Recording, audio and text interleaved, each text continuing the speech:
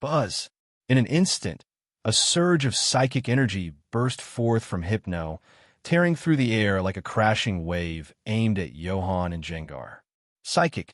Ooh.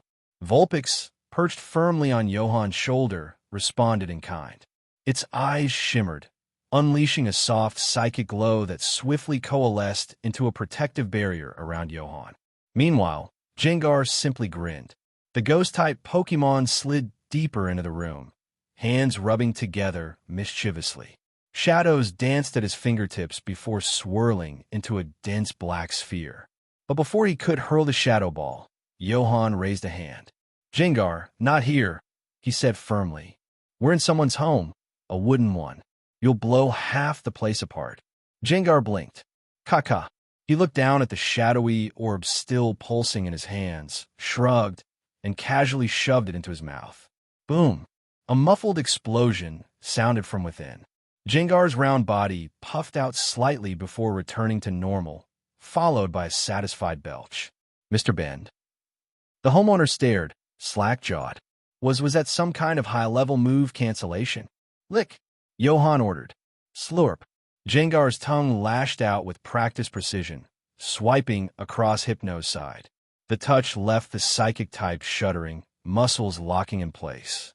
The paralysis took hold. Vulpix took that chance to leap gracefully into the room, cold air swirling around it. Snowflakes danced in the dim light as a shimmering wall of energy materialized. Aurora Veil. Johan was working carefully. Brute force wasn't an option. Not here, not now. Mr. Bend had made that clear. If force was what he wanted, he wouldn't have called Johan. He would have used his own Haxorus. No, this needed a gentler touch. A specialist's touch. But Hypno continued to struggle. Its psychic energy pounded violently against the Aurora Veil.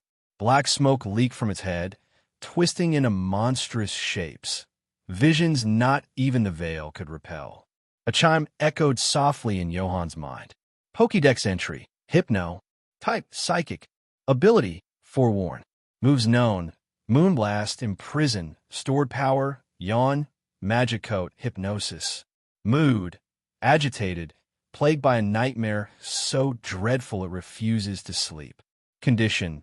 Poor, exhausted, on the brink of collapse. Friendship. -10. Do you want to share my nightmare too? Johan narrowed his eyes. So that's the cause, he murmured. A nightmare, but one powerful enough to break even Hypno? Woo! Mr. Bend's alarmed voice rang out. Johan, behind you. Hypno's eyes blazed red. Hypnosis. Johan hesitated, but then held out a hand, stopping both Jengar and Vulpix from reacting. "No," he whispered. "Let me see it." He smiled calmly as the wave of psychic suggestion washed over him. Ever since awakening his aura abilities, Johan had developed an unusual resistance to hypnosis. He had, after all, volunteered to be Jengar and Vulpix's practice subject when they learned the move. At this point, he was practically insomniac-proof. Still, just in case, he released Dragonair from its Pokeball. "If I don't wake up soon, bring me back," he told it softly. Dragonair nodded, worry flickering in its eyes. The world faded. The dream realm. When Johan opened his eyes, the world had changed. He now stood among towering, mist-shrouded mountains under a suffocating black sky. The wind moaned between peaks, whispering secrets from beyond the veil. Shadows stretched unnaturally, reaching toward him like claws. So this is Hypno's nightmare? Johan tucked a hand beneath his chin and smirked. A nice effort. Jengars are scarier, though. Suddenly, the tallest mountain trembled. From its summit, a blood-red moon began to rise, casting crimson light through the thick mist. Then a silhouette. It emerged from the mountaintop fog. An ethereal figure with white, wispy hair and a jagged red collar burning with malevolence. Johan's smile faded. Darkrai, the nightmare Pokemon. Now made sense. No wonder Hypno was afraid to sleep. No wonder its mind was unraveling. It had brushed against this in the dream world. A battle of psychic wills, and it had lost. But Darkrai should be on New Moon Island, Johan muttered. Before the thought could settle, the shadowy figure lunged. Boom! The moment it struck, it dissipated into smoke, vanishing as if it had never been real. The dream began to collapse, the world fracturing like shattered glass. Johan opened his eyes back in the cabin, glasses fogged slightly from the warmth. He exhaled slowly. Jengar, Vulpix, and Dragonair watched him with quiet concern. "It's fine," he said calmly. "We know what's haunting Hypno now. Let's put this to rest." He stepped forward. Jengar, Vulpix, initiate Johan family hypnosis. Kaka. Jengar twirled its hands, forming waves of spiraling illusion. Ooh. Vulpix added its psychic resonance, their energies intertwining in perfect harmony. Johan's aura spread through the room, gentle and comforting. He reached into Hypno's mind, whispering reassurance. Now that he knew the source of Hypno's trauma, he could guide it through. Jengar would confront the nightmare in Hypno's place. Vulpix would weave a new dream, one filled with warmth and light. Woo-woo. Hypno's glow faded. Its breathing steadied. The black smoke turned soft and pink, dissipating like a bad memory. Hypno slumped slowly to the floor, asleep at last. Peacefully, back in the living room. Mr. Ben stared in awe. Is it cured? Johan nodded and wiped his brow. For now, yes. But I'd still like to know, has it gone anywhere unusual lately? Mr. Ben scratched his chin. Well, the other day, I was out chopping wood with Haxorus. Hypno floated out the window. That's not strange. He often seeks out dreams on his own. Johan listened carefully, putting the pieces together. Forewarn must have brushed against something. A fragment of Darkray's nightmare realm. It was enough to infect even Hypno's dreams with terror. A dangerous interaction. Far away, New Moon Island. A shadow stirred beneath the full moon. Darkray's red eyes snapped open. It looked around the silent, foggy island, frowning. I just woke up from a dream. It wiped its brow slowly. Did I see Jirta? After listening closely to Mr. Ben's account, Johan had unraveled the source of Hypno's torment. The nightmares, though abstract, were no ordinary dreams. They had a name, Darkray. But knowing the source didn't mean knowing the solution. For now, he instructed the couple to keep a close eye on Hypno and reassured them that he'd return if things took a turn for the worse. At the warm insistence of Mr. Ben and Mrs. Shannon, Johan and Stephen joined them for a modest but hearty home-cooked meal. The food, seasoned more with care than spices, tasted like comfort itself. And for a fleeting moment, Johan let himself savor the slow rhythm of rural life. The warmth, the simplicity, the peace. On the road again, as they drove away from the quiet homestead, Johan's phone vibrated with a chime. Deposit, plus 500,000 poke dollars. New balance, for 1,036,723 Russian ruble. 500,000, for a single Hypno consultation. Johan blinked at the screen, quietly stunned. Mr. Ben's generosity was overwhelming and humbling. It reminded him of something sobering. This kind of peaceful, picturesque life wasn't free. Financial freedom was the invisible fuel behind such serenity. Without it, even the dreamiest lifestyle would become a hunger-filled illusion. Still, Johan didn't mind patience like this. Honest, heartfelt, and yes, worldly. He smiled faintly to himself. If only all clients were this down-to-earth. As he stared at the growing number in his account. 4 million. For the first time ever, Johan's thoughts began to drift. Stephen, he asked casually, glancing at the young man beside him. You know stones. Where can I find a high-quality ice stone? Stephen looked up from his phone, thoughtful. They're rare and expensive, but I have a few connections. I could get you one, maybe even gift it. Don't. Johan raised a hand sharply, cutting him off. He immediately regretted being Stephen's mentor. Were it anyone else offering, he might have accepted. But as a teacher, he couldn't justify it. Just tell me the price, he muttered, already bracing for the blow. Stephen hesitated. The very best one?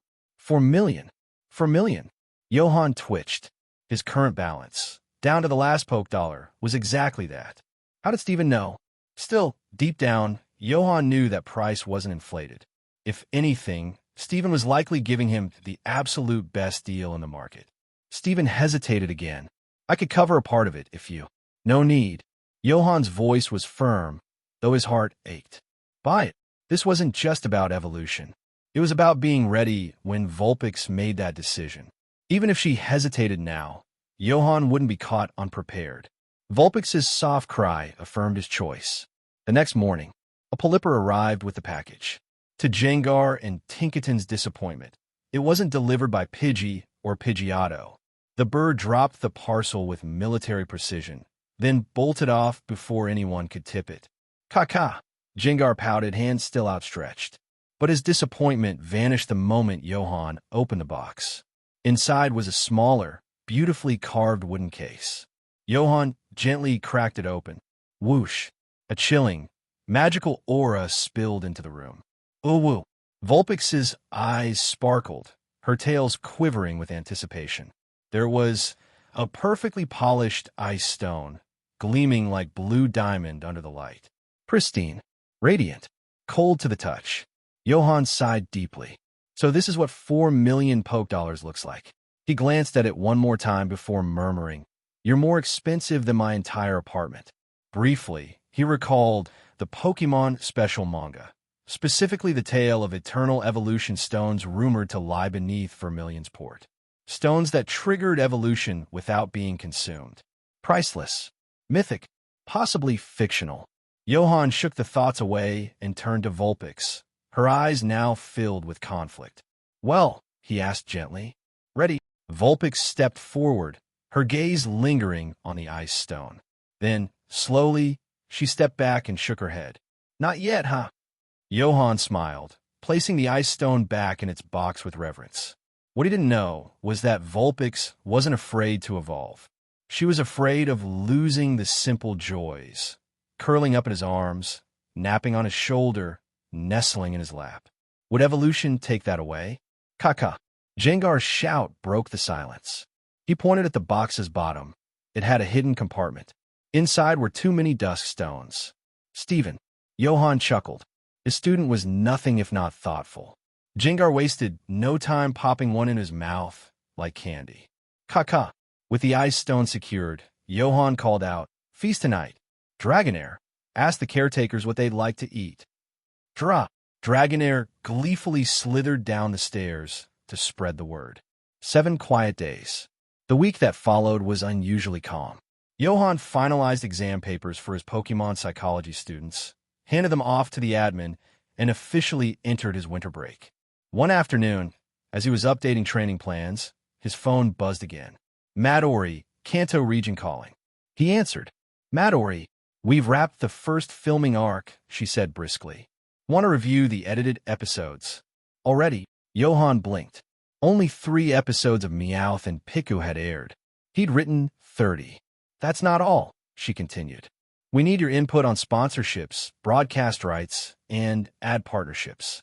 Johan sighed, rubbing his temples. "All right, I'll come to Kanto." But as he hung up, another realization hit him. The Indigo League was approaching. He looked at his team. 1 badge short. 1 slot still empty on his roster. If he wanted that prize money. "Midori," he messaged, "book me a flight to Saffron City." Later that day, his Pokémon gathered around him in the living room. Caca. Jengar tilted his head. "Are we heading to the final gym? The strongest gym?" Tinkaton added excitedly. Kupfa tugged at Johan's sleeve, eyes gleaming with anticipation. Johan scratched his cheek, flustered. "Well, something like that." Cheers erupted. Caca. Dra. Ku. Even the usually reserved Dragonair gave a joyful twirl. Johan smiled, zipping up his travel bag. Let's just hope the Cerulean sisters don't cry. As the sun dipped beyond the horizon and Johan departed for Kanto, something stirred. Deep in his pocket, the rainbow wing began to glow, softly, faintly, as if sensing the winds of fate beginning to shift once more. Hey, everyone! If you enjoy my quantum audiobooks, you can support me by becoming a Patreon member. Your support helps me keep creating, and you'll get exclusive perks. You can also access my audiobooks directly through Google Drive. Check out the link in the description. Now, let's get started. December 2nd, Friday, cloudy. A gentle breeze swept across Cerulean City's port. As a mid-sized city in Kanto, Cerulean didn't have an airport, but its bustling harbor compensated for it. After stepping out of taxi, Johan decided to visit the Pokémon Center first to check on his team's condition. After all, a week of continuous training might have hidden effects that needed attention. At the Pokémon Center, to Johan's surprise, the place was unusually crowded with trainers and injured Pokémon. Did Lieutenant Surge conquer Cerulean Gym? This level of chaos seemed more fitting for the Thunder Lieutenant's antics than the Cerulean sisters' calm demeanor. The sight of so many wounded Pokémon even unsettled Jengar and the others. Looks like the last gym leader's strength is no joke, Johan thought. Mr. Johan, are you here for that Pokémon as well? Nurse Joy's cheerful greeting caught Johan off guard as he reached the counter. If anyone can capture it, it might just be you, she said with a smile. Pokémon. Johan blinked. I'm just here to challenge the Cerulean Gym. The Cerulean Gym? Joy tilted her head, surprised. As a beginner-friendly gym, Cerulean was known for its simplicity, often serving as a first stop for new trainers to build confidence. But Nurse Joy quickly added, unfortunately, the gym is closed today. Closed? Fridays are their usual maintenance days to prepare for the weekend water ballet shows. Of course it is, Johan thought, exasperated. Classic Cerulean. So, why are there so many injured Pokémon? It's because of a certain Pokémon. Nurse Joy began explaining. Rumor has it that a powerful and mysterious Pokémon has appeared near Cerulean City. Many trainers have flocked here, hoping to capture it. The wounded Pokémon in the center were casualties of failed capture attempts. This wasn't an unusual phenomenon in the Pokémon world. For instance, the meteor falls in Hoenn drew crowds after reports of trainers capturing Bagon there. Similarly, stories of wild Dratini in Kanto attracted hopeful trainers to specific river areas. Johan nodded, but didn't dwell on it. Since the Cerulean Gym was closed until tomorrow, Johan decided to visit the film crew instead. Coincidentally, the shoot location was near the coastline between Cerulean City and Vermilion City, an ideal opportunity to multitask. Outside the Pokémon Center, where's Jengar? Johan noticed his mischievous companion was missing. Oh, Vulpix, perched on Johan's shoulder, pointed toward a nearby street. Moments later, Jengar floated toward them, waving cheerfully. Kaka, where were you? Johan asked suspiciously. Jengar didn't even attempt to hide its actions. Kaka, I went to deliver a challenge letter. A mental image of Jengar, squatting in front of Cerulean Gym, licking an envelope shut before slipping it under the door, popped into Johan's mind. You're really eager for this gym battle, aren't you? 1 p.m. Johan rented a small motorboat at Cerulean's port, planning to sail downstream to the film crew's location. The boat wasn't large, but it was spacious enough for Johan and his Pokémon, and its slow speed made it easy to control. Jengar donned sunglasses and positioned itself at the helm, gripping the wheel confidently. The gentle breeze ruffled its grin as it declared, Kaka, watch me pilot this boat like a pro. Splash! Out of nowhere, a Magikarp leapt out of the water near the boat. With its usual vacant stare, it flicked its tail once and surged ahead, leaving the boat in its wake. Jengar, is this really a motorboat? Even the school daycare's old Gramble could swim faster. Frustrated, Jengar glanced at the sluggish Magikarp splashing water in front of them. A mischievous grin spread across its face as it activated Thunder Punch. Electric currents surged through the boat's motor. In an instant, the boat sped up, overtaking the Magikarp and leaving it behind.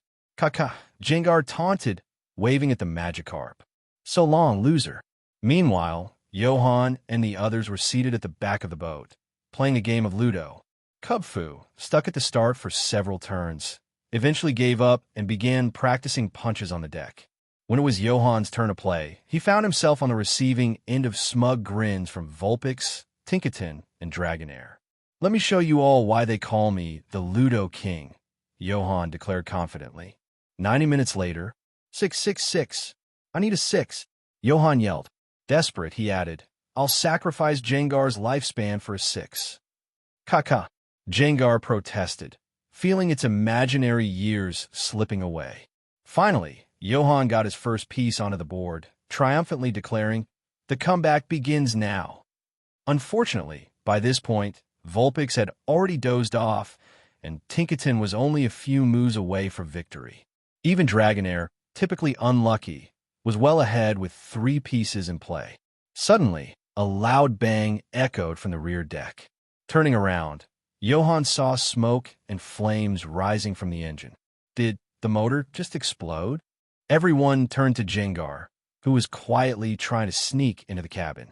"Jengar," Johan said coldly, grabbing at Spike. "Care to explain?" "Kaka." Jengar chuckled nervously. It exploded on its own, sitting by the railing.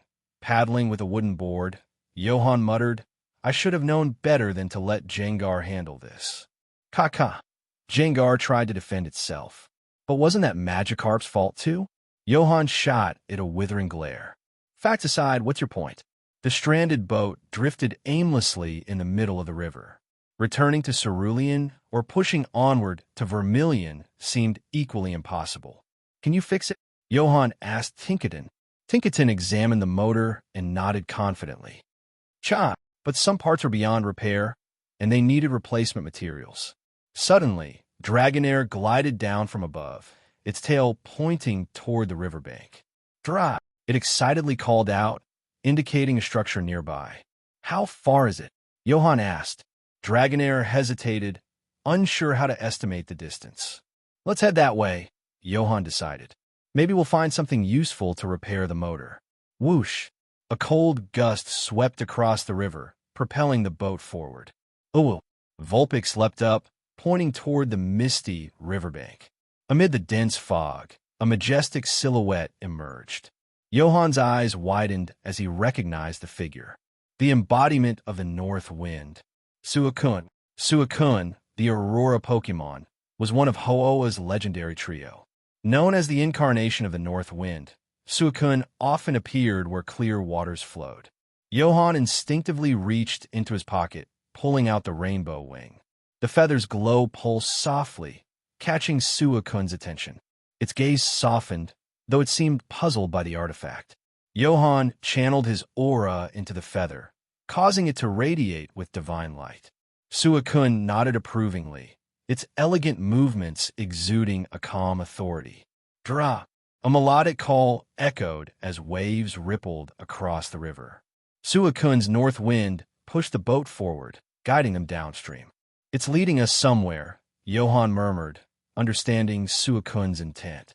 The north wind howled, but it didn't feel cold or harsh.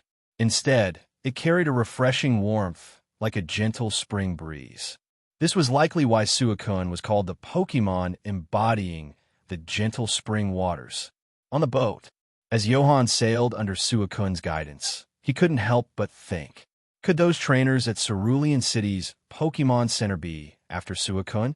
The boat, now under the pull of the north wind and the river's current, eventually drifted to a natural basin surrounded by forest.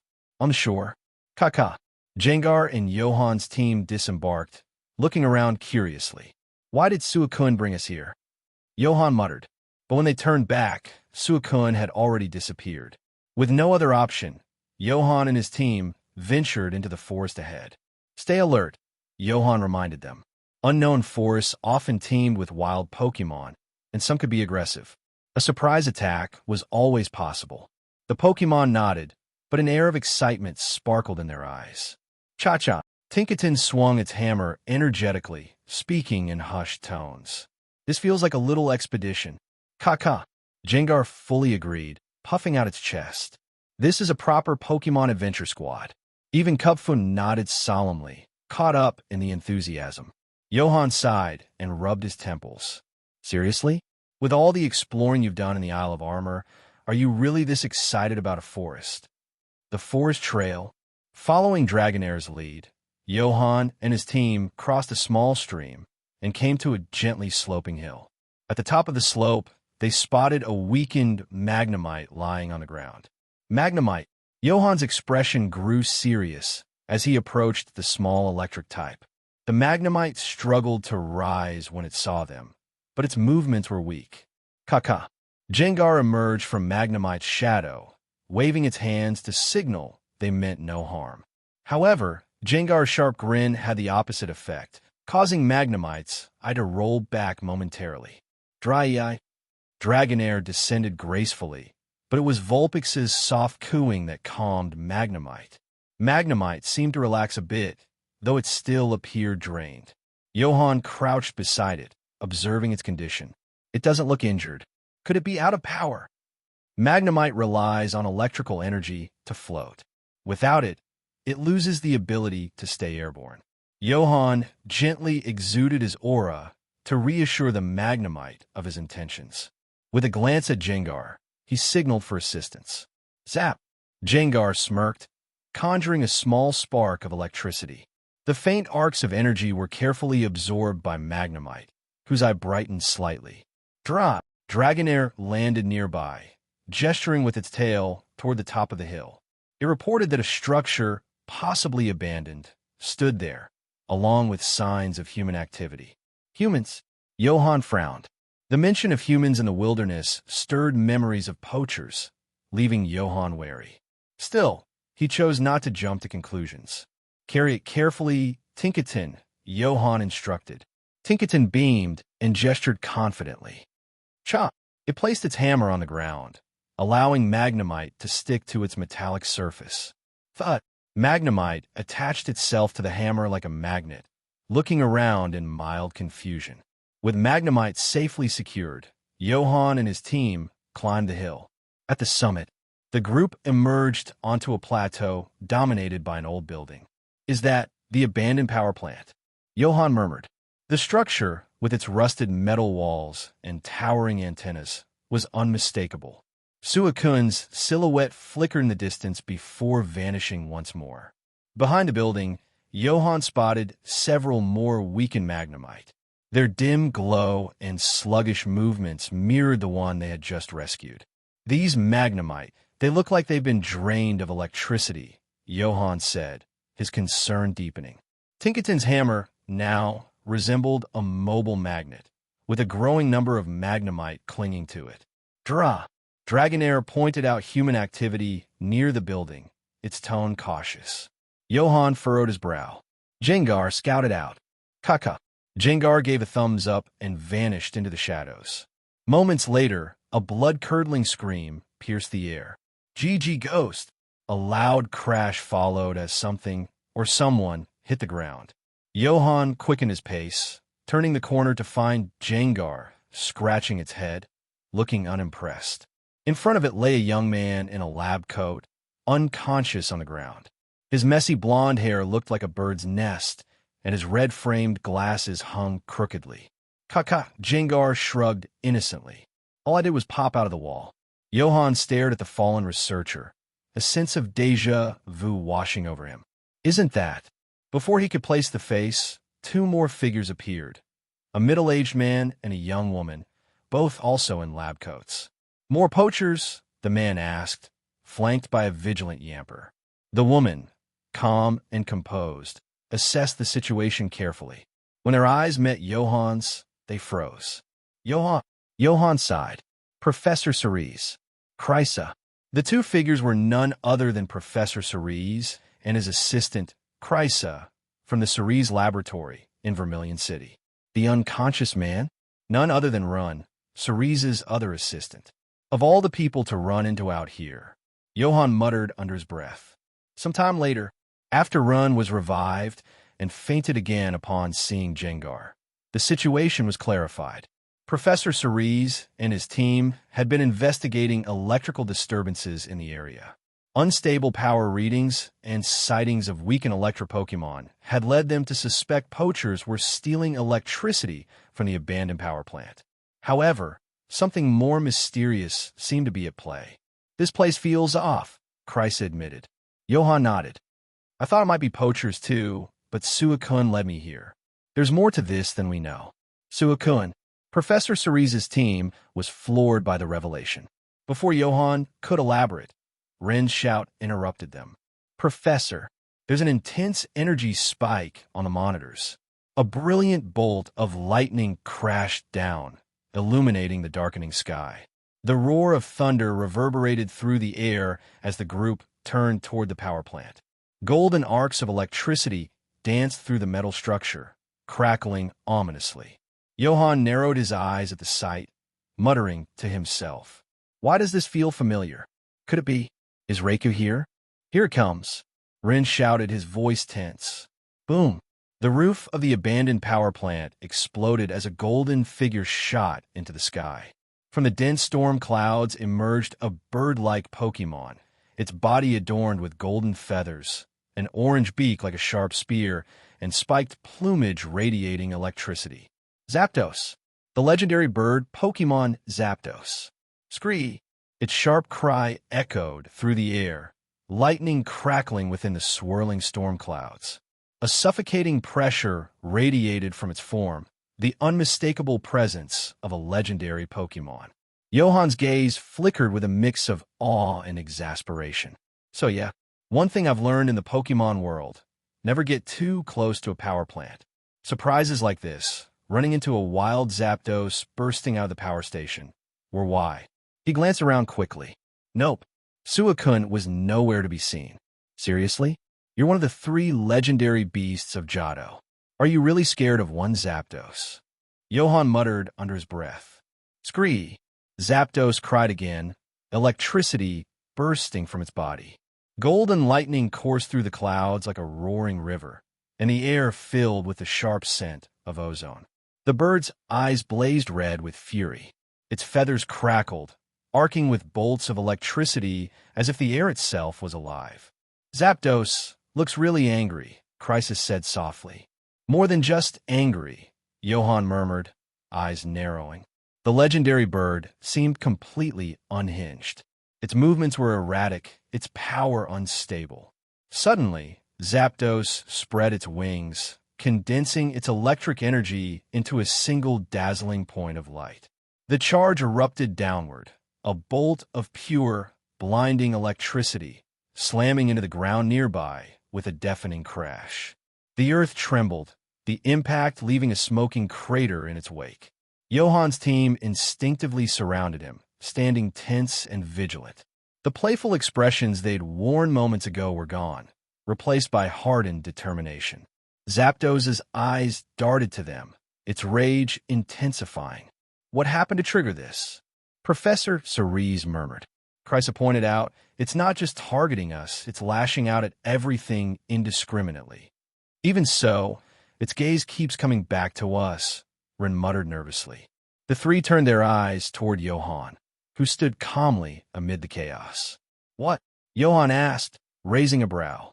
Johan, Professor Cerulean said firmly, stepping forward. We need your help to stop this. Chrysa and Rin echoed in unison. Please, Johan. Johan's eye twitched.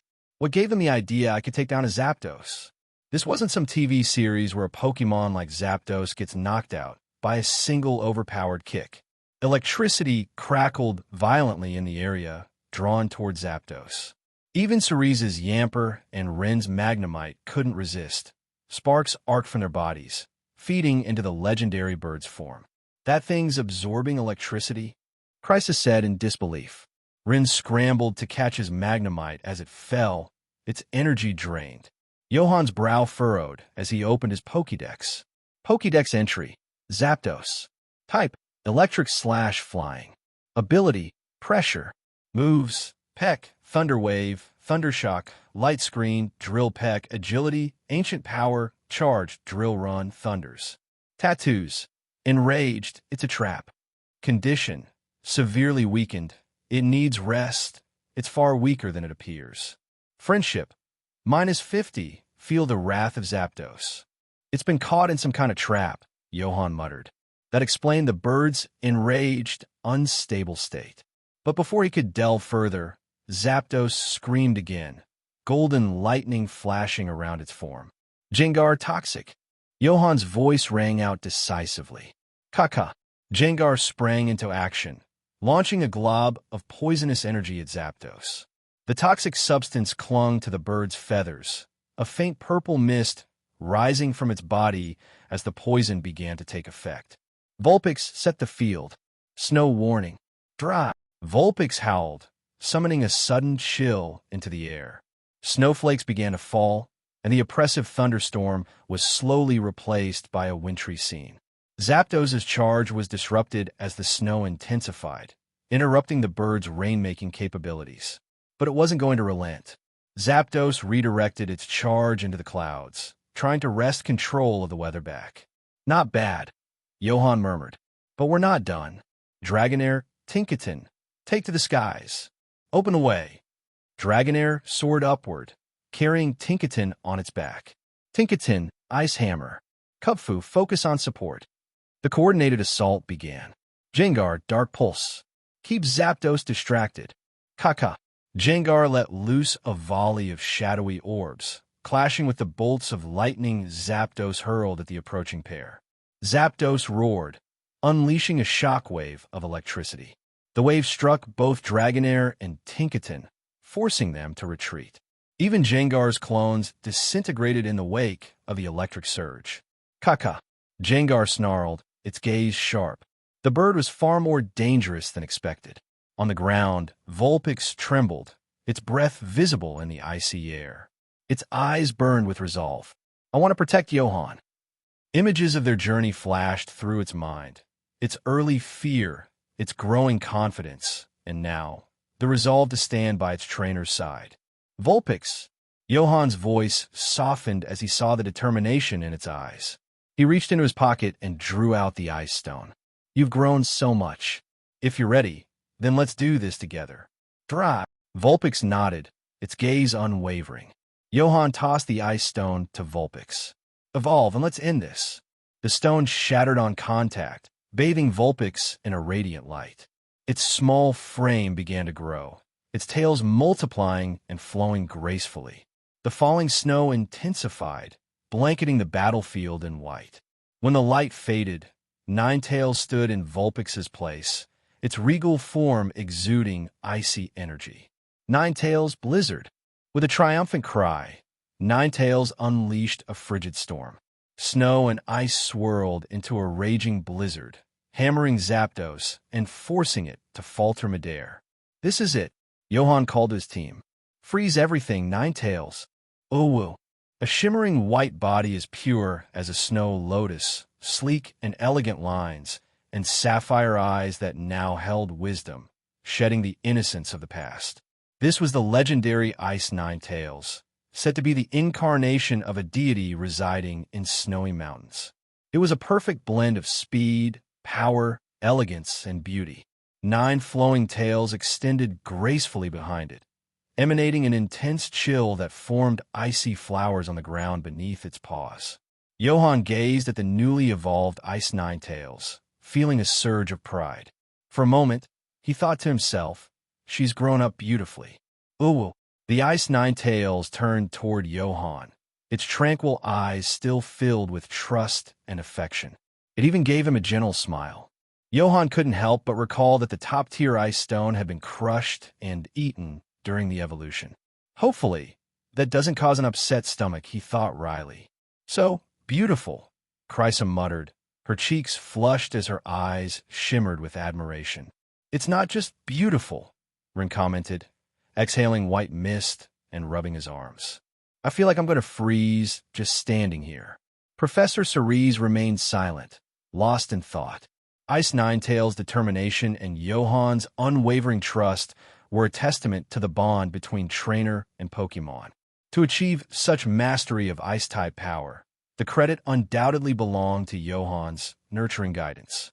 Go ahead, bring the snow, Johan said with a small smile. Uwu. With an elegant leap, the Ice Ninetales seemed to scatter glittering snowflakes in its wake, refracting the sunlight into iridescent hues. The black clouds above churned and shifted as the electricity-filled storm dissipated. In its place, soft, pristine snowflakes began to fall. As an electric and flying type, Zapdos was weak against rock and ice-type moves. The plummeting temperature and swirling snow disrupted its rhythm, leaving the legendary bird visibly uncomfortable. Johan's Pokédex updated its entry for the newly evolved Ice Ninetales. It now possessed 2 new moves, Dazzling Gleam, a Fairy-type move, and Freeze Dry, a unique Ice-type move. Freeze Dry, Power 70. It's super effective against water types and has a chance to freeze the target. Johan nodded to himself. Having another weapon against water types was an added bonus, though this wasn't the time for Freeze Dry. With the snowstorm set, the natural choice was Blizzard. Ninetales Blizzard. Oh, the Pokémon's eyes shimmered with psychic energy, releasing unseen threads of power that coalesced into a ferocious blizzard. Kaka. Jengar floated backward, shielding its face from the ferocious winds. Whoa, she's gotten fierce after evolving. Tinkaton and Dragonair also stepped back. Tinkaton hefted its hammer, noting how much heavier it felt. Perfect. Dragonair, despite being a dragon type and not particularly fond of the cold, had grown accustomed to icy conditions under Johan's training. Meanwhile, Kupfu's nose bubble had frozen solid and popped, waking it up. The sight of the evolved Ninetales left the little fighter impressed. It patted the snow off its fur and resolved to train even harder. For Zapdos, however, the storm was a nightmare. The biting cold and swirling winds slowed its movements, frost accumulating on its golden feathers and freezing its limbs. Scree! But even in its weakened state, Zapdos wasn't going down so easily. It roared in frustration as frost coated its wings and snow covered the ground below it. With the weather on Johan's side, the battle was finally tipping in his favor. A thunderbolt struck the earth with less power, its impact dulled by the shimmering Aurora Veil Ninetales had set up. Jengar capitalized on the moment, appearing silently behind Zapdos and charging up a massive shadow ball. Scree! Zapdos turned, its crimson eyes widening at the sight of the attack. The massive orb struck with precision, throwing the bird off balance and into the path of Dragonair and Tinkaton. Tinkaton's mischievous grin widened as it leaped into the air. Cha! The hammer-wielding Pokémon spun around, its weapon crackling with frost as it came crashing down on Zapdos' head. Dragonair followed up with a freezing ice beam, limiting Zapdos' ability to evade. With a loud crash, the legendary bird was slammed into the ground, forming a deep crater. Kupfu, now fully awake and ready, seized the opportunity. Its ice punch struck repeatedly with growing force, each blow landing solidly. Zapdos roared, attempting to rise once more, its body crackling with electric energy. Dragonair descended rapidly, slamming into Zapdos and pinning it down again. Chop! Tinkaton smirked. Ever heard of the art of hammerfall? With a resounding clang, the hammer came down one last time, pressing Zapdos further into the icy crater. Ninetales landed gracefully beside the fallen bird, breathing out a stream of frosty air to encase it in a shimmering coat of ice. Did they really win? Ren gasped, still rubbing his arms. Kikuya glanced at the functioning cameras capturing every moment and murmured, "It seems like they might have." "No, it's not over yet," Professor Cerulean said, shaking his head. Indeed, Zapdos still struggled within its icy prison, its electric energy radiating enough heat to melt the ice slowly. Jengar floated close, sneering at the trap bird while charging another shadow ball. The other Pokémon tensed, ready to attack again. Zapdos hesitated, its glowing red eyes darting nervously. What kind of team are these Pokémon? Jengar, wait. Johan's calm voice stopped the ghost-type mid-charge. Zapdos wasn't out of the fight yet, but Johan had seen enough. Despite everything it endured, the bird's determination was admirable. He raised his hands, calling on the power of Aura. As the glowing rainbow feather in his pocket began to shine, Zapdos paused, its gaze softening.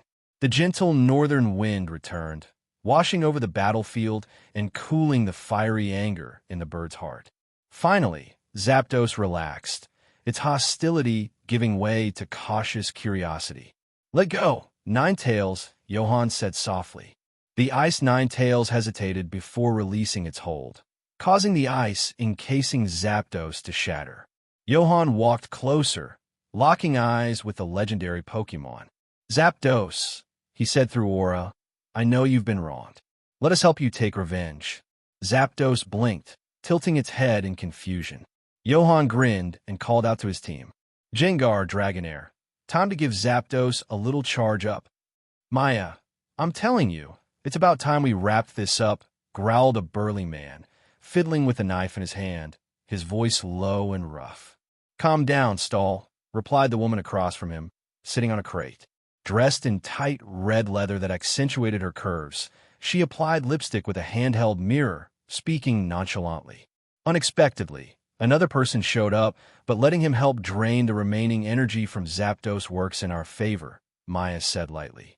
From Cerulean City to this abandoned power plant, they had deliberately spread rumors of a mysterious and powerful Pokémon to lure in unsuspecting trainers.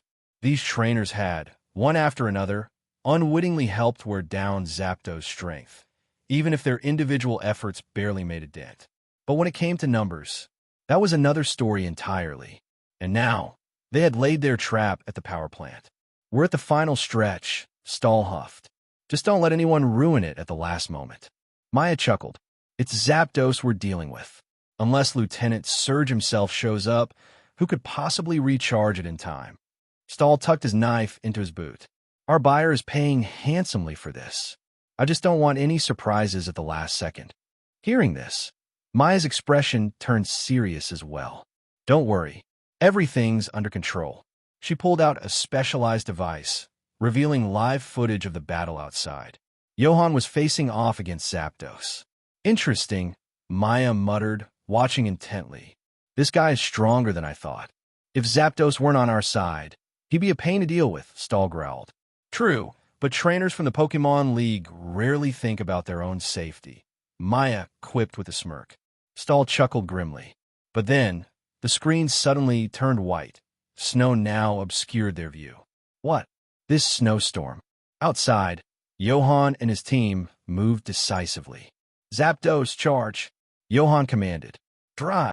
Dragonair unleashed a powerful thunder, the lightning bolt striking Zapdos with pinpoint accuracy. Kaka! Kaka! Jengar cackled as it launched a flurry of thunder punches at the legendary bird, its fists crackling with electricity. From Johan's perspective, the relentless punches gave Jengar a definite aura vibe. Cut out, Jengar. Use nasty plot, then thunderbolt. Kaka. Jengar reluctantly stopped its playful barrage, tapping into its cunning before releasing a surge of electric energy. Ku. Kubfu had been observing Jengar's punches with rapt attention and decided to join in. Despite having never learned the move before, Kubfu's natural talent allowed it to imitate Thunder Punch with remarkable accuracy. This was Kubfu's strength. It had mastered advanced combat techniques like single strike and rapid strike styles before even learning basic moves. Meanwhile, Johan fed Zapdos an entire batch of golden energy cubes made from the coveted citrus berries, designed to restore electric energy and boost electric-type moves. Throwing in a few revive shards and energy roots for good measure, Johan spared no expense. The result? Zapdos, while not at full power, had gone from critical condition to poorer condition, a significant improvement. Its affinity toward Johan also rose from 10 to 30. Scree! Zapdos flapped its wings, lifting off the ground. It was no longer consumed by blind rage. Instead, it turned to Johan, seeking guidance. Has Johan captured Zapdos? Rin murmured, awestruck. When you treat every Pokémon sincerely, they'll always respond, Professor Cerise said with a smile. Captured? Not quite, but Johan had undoubtedly earned Zapdos' trust. Now then, Johan said with a grin, let's flush them out. Zapdos thunder. Scree! Zapdos, its anger now properly directed, unleashed a colossal bolt of lightning that tore through the abandoned power plant, creating a massive hole in its walls. Damn it! The explosion was quickly followed by a furious roar. Stone Edge. The ground erupted as sharp stone spikes destroyed more of the plant's walls, and two figures emerged. It was the Pokémon hunters, Stall and Maya. They had already suspected something was amiss when their cameras were obscured by snow. They had been preparing to leave, but not fast enough. The arrival of a snowstorm had ruined their plans to use sandstorm tactics with Tyranitar. "Let's end this," Maya hissed. Crobat, cross poison, followed by X-Scissor. The agile Crobat zipped toward Johan at lightning speed, its wings glowing with toxic purple energy. Sandshrew Crush Claw. Stall barked. Without the sandstorm to boost its speed, Sandshrew wasn't as fast as Crobat, but it still charged toward Johan with sharp claws extended. Both trainers targeted Johan directly, banking on the league's trainers being unprepared for direct combat. "Sandstorm team, huh?" Johan muttered, unfazed. 2 Badger weather games already lost. Ninetales stepped forward, its presence ensuring the blizzard stayed in full force. Both hunters underestimated Johan's team. Crobat was intercepted by Jengar, whose mischievous grin and massive shadow ball left it stunned. "Kaka." Jengar waved mockingly at the paralyzed Crobat. "See ya." Boom. Crobat was sent crashing to the ground. Meanwhile, Sandshrew charged forward, claws gleaming, but stopped abruptly, unable to get through the Aurora Veil Ninetales had set up. "Ice Beam," Johan said calmly. "Ooh." Ninetales unleashed a brilliant beam of ice, freezing Sandshrew solid. The hunters quickly realized they had been baited.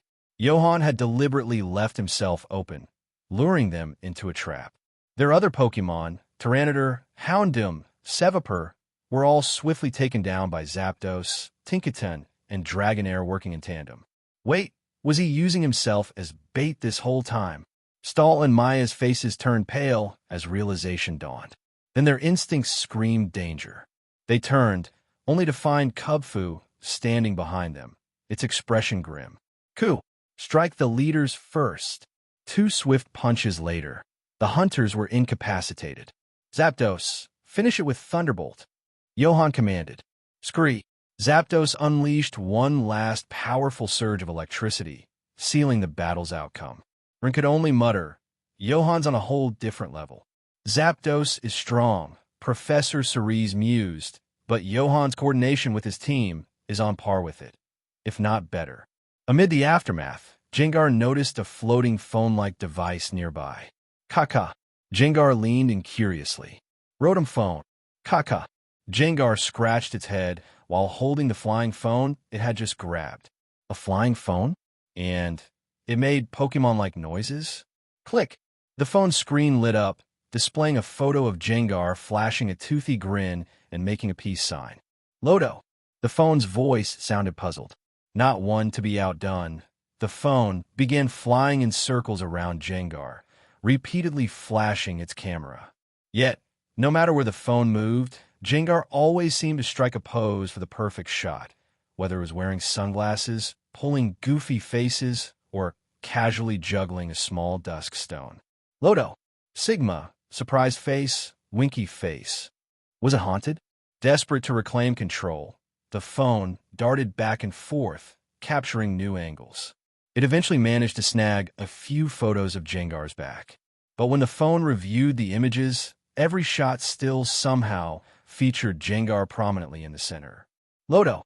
It was dumbfounded. How could every picture still have Jengar as the star? But Jengar was starting to lose its patience. Its round face puffed up like a Jigglypuff about to burst. With a sly grin, it summoned several shadow balls that hovered menacingly around its body. El Lodo. The phone froze mid-air, trembling in fear. It had no choice but to surrender. Relieved, Jengar let the shadow balls dissolve and turned its attention back to the phone. It deftly swiped through the photos, deleting the ones it didn't like while making approving noises for the ones it did. Kaka. Satisfied, Jengar handed the phone back with a cheeky grin. BZZT. Lodo. The phone vibrated slightly before transforming. Its glowing orange plasma body emerged, revealing the true form of the mischievous Rotom. Kaka. Jengar tilted its head. A Pokemon disguised as a phone? How peculiar. Elsewhere, the fight against the Pokemon hunters was winding down. Ninetales sealed the 2 hunters in a thick layer of ice, while Zapdos directed its remaining energy toward aiding the weakened electric Pokemon in the factory. Zapdos's powerful electricity revitalized the captured Pokémon, allowing them to regain their mobility. Watching this act of selflessness, Johan felt a wave of respect for Zapdos. Even in its weakened state, it prioritized helping others over its own recovery.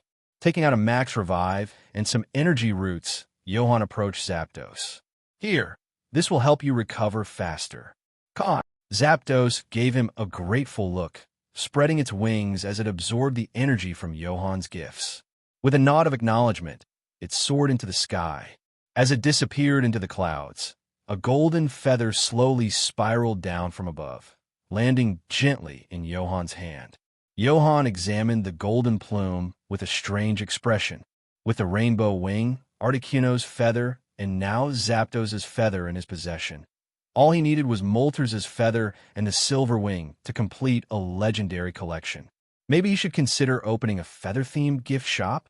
Carefully tucking the golden feather next to the rainbow wing, Johan turned back toward his Pokémon.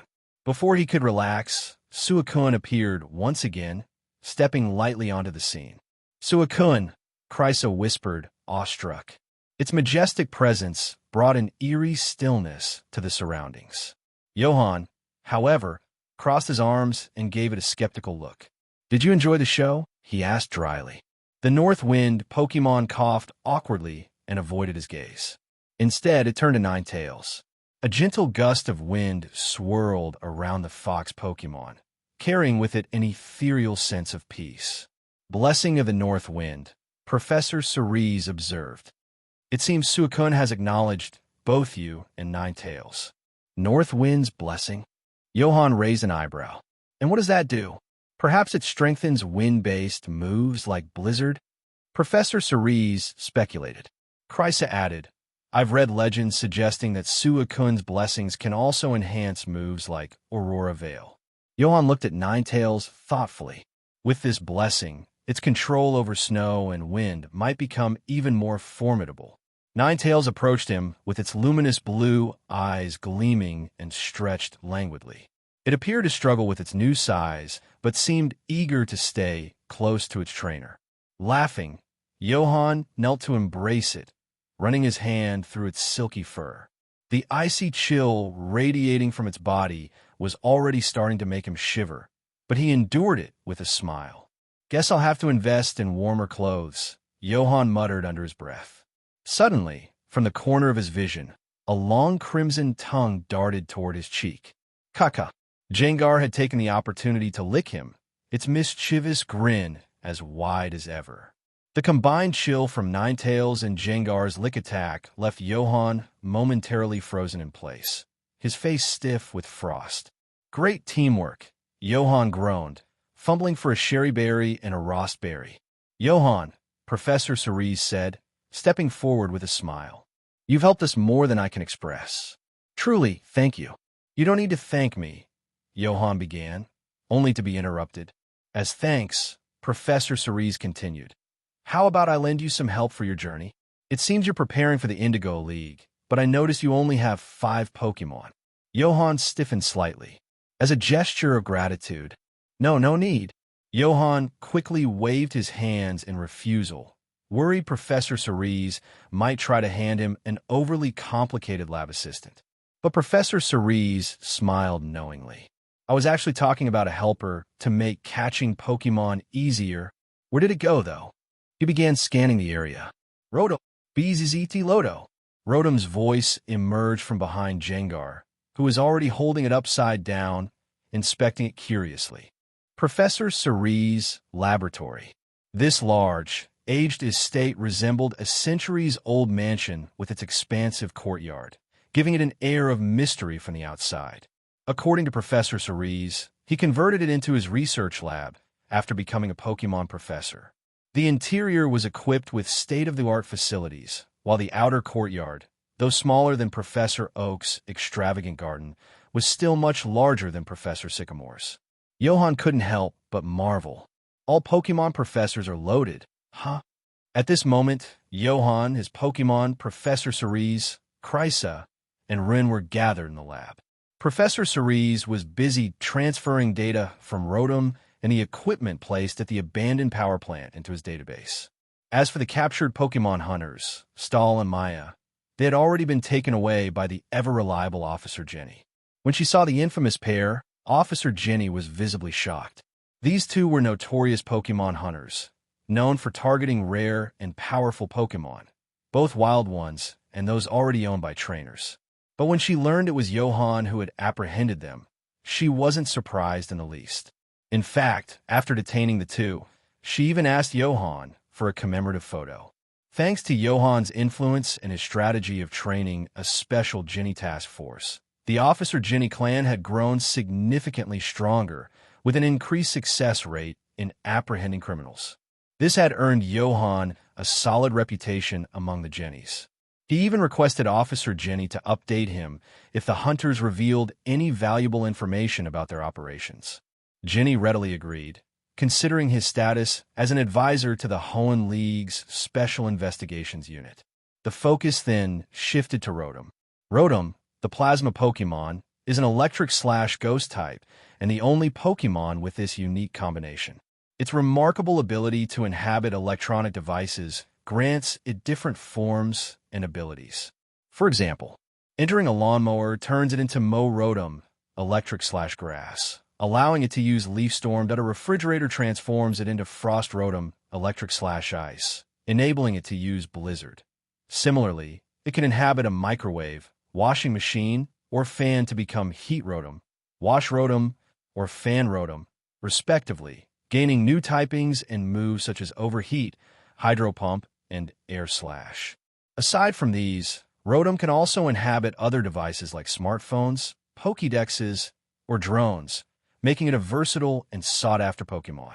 Unlike Porygon, which relies on networks, Rotom simply needs any electrical device to enter.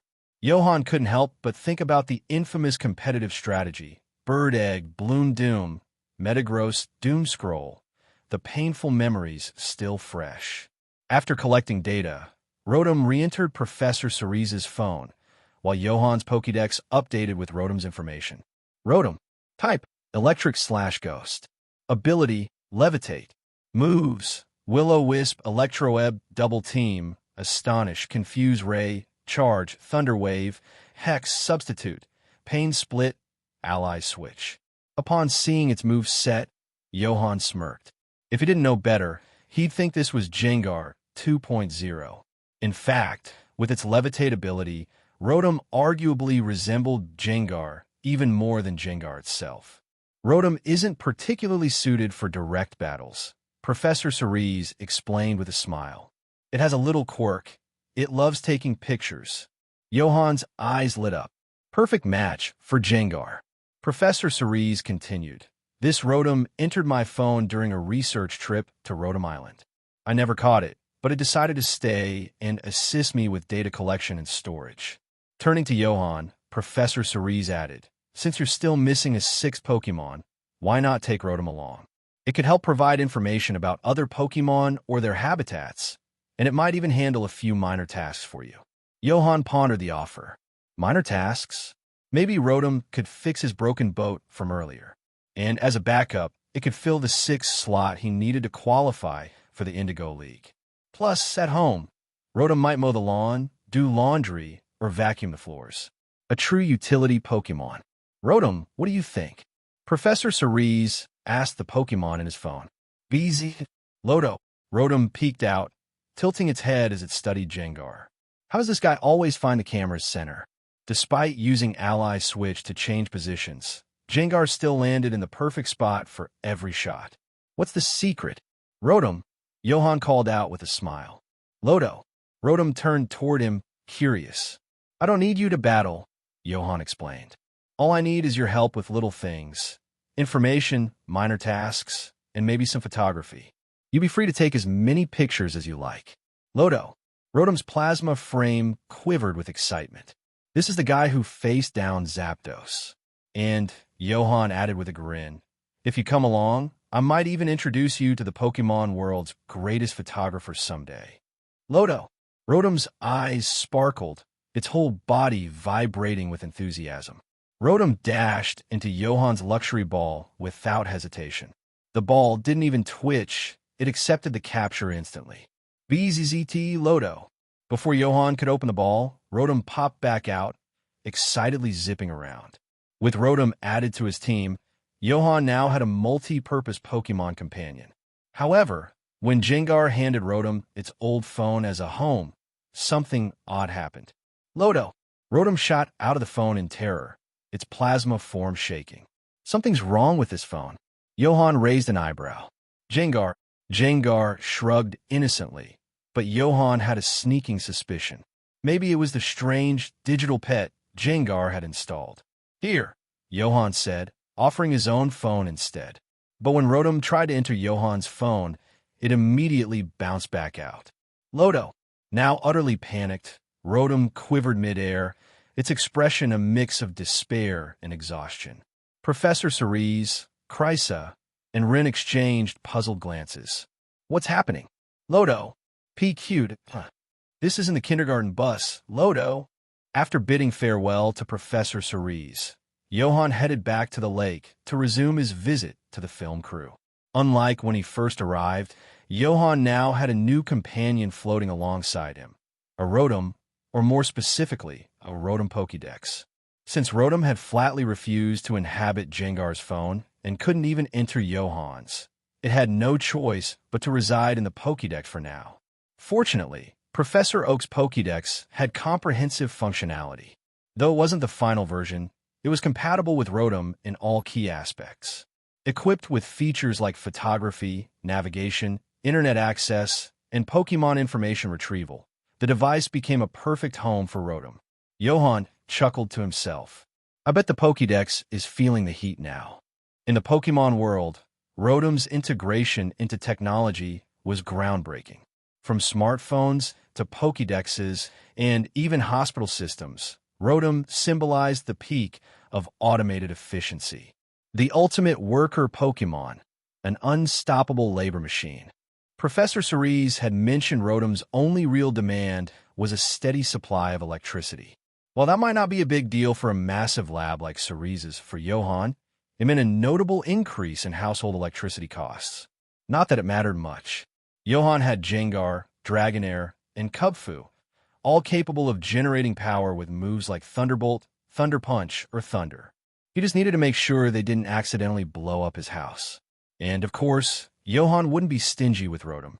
Regardless of whether it fought in battles or acted as a utility Pokemon, it deserved equal treatment when it came to meals.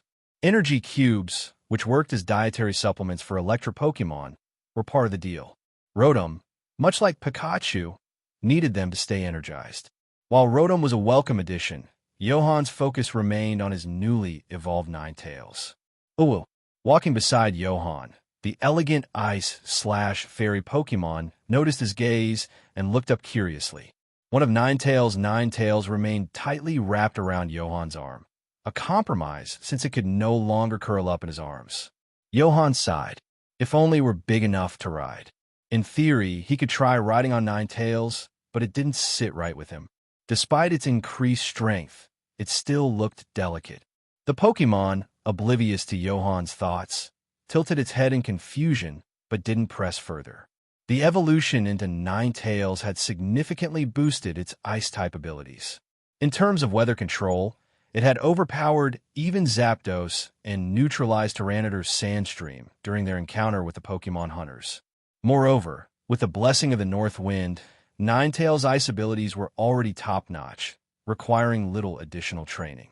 However, Johan wanted to focus on developing its newly awakened Fairy-type abilities. Ninetales had learned Dazzling Gleam from Mew, but moves like Moonblast were still beyond its reach. And now that it had evolved, Johan could finally refine its use of Misty Terrain for better synergy. Even its Iron Tail move had untapped potential. If other Pokemon could wield Iron Tail with one appendage, surely Ninetales could do better with 9. Versatile and unstoppable. My little fox really is something else, Johan thought with a grin. When they reached the lakeside, Johan's small boat was still docked safely. Relieved, he muttered, "At least my wallet can take a breather." Rotom. Hearing Johan's call, Rotom looked up from its endless attempts to photograph Jengar. "What do you need, Lodo?" Johan smirked. "Are you starting a Jengar photo blog?" Aloud, he said, I need you to check the boat's generator. On it, Rotom shot out of the Pokédex, immediately diving into the generator. Moments later, the engine roared to life. Destination, Lodo? Johan provided the film crew's coordinates, and Rotom expertly began piloting the boat. As the sun set, the lake turned fiery red under the twilight sky. Ninetales rested on Johan's lap, enjoying a soothing massage as it napped. Tinkaton and Dragonair sat nearby, reviewing their earlier battle strategies. The two debated how Dragonair could better position Tinkaton for aerial attacks in the future. Kubfu, ever diligent, stood at the boat's prow, throwing shadow punches in its sleep. Jengar, meanwhile, was meticulously deleting photos from the Pokédex that it deemed unflattering. Jengar, Kaka. Looking up from its self-appointed photo review, Jengar met Johan's gaze. Have you noticed anything strange about my shadow lately? Jengar scratched its head. Kaka. Strange? Johan explained. If you see any unfamiliar Pokemon trying to sneak into my shadow, let me know immediately. With Suicun mentioning passing the trial, it seemed possible that Raikou, NTI, or even Marshadao could appear next. And considering how Marshadao had influenced Ash's Pokemon to turn on him, Johan wasn't keen on a repeat. Kaka. Jengar gave a thumbs up, or as close as its stubby arm allowed. Got it, it seemed to say. If I see anything weird, I'll nuke it. Johan groaned. That's not what I meant. By the time Johan reached the film crew, night had fallen. Johan-sensei, cried Jessie, James, and Meowth in unison. Their over-the-top costumes, Jessie as a sugary sweet starlet, James as a dapper director, and Meowth covered in bandages, made Johan chuckle. Even Gorgiast, wearing the straw hat Johan had given it, looked ready to set sail as a cheerful mascot. You've all done well, Johan praised, his expression serious. Both I and our mutual boss acknowledge your hard work. Your Team Rocket's elite. Keep it up. The trio's faces lit up. Thank you, Johan-sensei. They saluted, standing at attention. Watching them, Johan couldn't help but smile. Despite their shenanigans, these three had an unbreakable bond. Inside the production tent, Johan had just settled into a chair when Matt Ori handed him a phone. It's Giovanni. Johan blinked. Giovanni? Why is he calling me? He accepted the call. Giovanni. Johan greeted warmly. It's been a while. Johan, Giovanni's smooth, composed voice replied. We've identified the buyer behind the Pokemon hunters you captured. Johan froze. He hadn't mentioned the hunters to Giovanni. How did he already know? And it had only been half a day. Just how deeply is Team Rocket embedded in the league? Giovanni continued. The buyer is a self-proclaimed collector extraordinaire named Lawrence III. He seems like a lucrative target. What do you think? Johan's mind raced. Lawrence III? The man from Pokémon. The movie 2000, who tried to capture the legendary birds with his flying fortress. Of course, someone like him would target Zapdos. So, is Rocket finally going after its own kind? Johan cleared his throat. Ah, Giovanni. Will there be shares for everyone? By the time Johan returned to Cerulean City, it was already the afternoon of the next day. The post-production and review process for Meowth and Piku had taken longer than expected. Even at this pace, it was still remarkably fast. Of course, most of the delay came from finalizing sponsorship deals. These included endorsements for Moo Moo Milk from Verdant Turf Ranch, Goldenrod City's daycare services, Pokemon apparel, Pokemon accessories, and others. While Fuchsia City's Toxic Trials ads were crossed off the list, Celadon City's Human Floral Arrangement model sponsorships seemed worth considering, though. In the end, a variety of sponsorships were signed, but Johan rejected nearly half of them. Some ads were simply too absurd. Still, according to Motori's calculations, once these sponsorship funds were paid, Johan could enjoy some financial relief for a while. This brought a genuine smile to Johan's face, even if it had cost him some extra time. When Johan arrived back in Cerulean City, the water ballet performance at the Cerulean Gym had just ended. He couldn't help but feel a bit regretful. Cerulean's water ballet was famous far and wide, especially with the Cerulean sisters' pristine costumes. However, The show's conclusion offered the perfect chance to challenge the gym. For Johan, this would be his first formal gym challenge in the Kanto region. At the entrance to the Cerulean gym, Jengar, donning sunglasses, posed dramatically and flashed a cheeky peace sign. Click! Rotom Dex snapped the photo. Jengar chuckled wickedly, cracking its knuckles as it geared up to take on the strongest gym in Kanto. Just as Johan's team was about to enter, a teenage boy around 17 or 18 years old, sporting purple hair and an arrogant expression, exited the gym. Johan couldn't help but think of Paul, Ash's rival from Sinnoh, at the sight of the boy. The team cast a dismissive glance at Johan before scoffing and walking away. Kaka.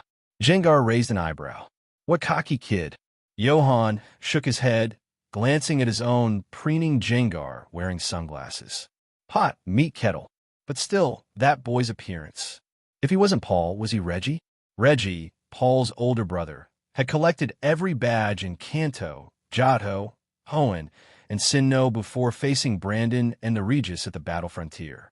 That encounter humbled him, turning him toward a calmer path. Oomph. What a jerk. He's totally never getting a girlfriend. A fiery voice interrupted Johan's thoughts. He turned to see a teenage girl with orange short hair tied up in a ponytail.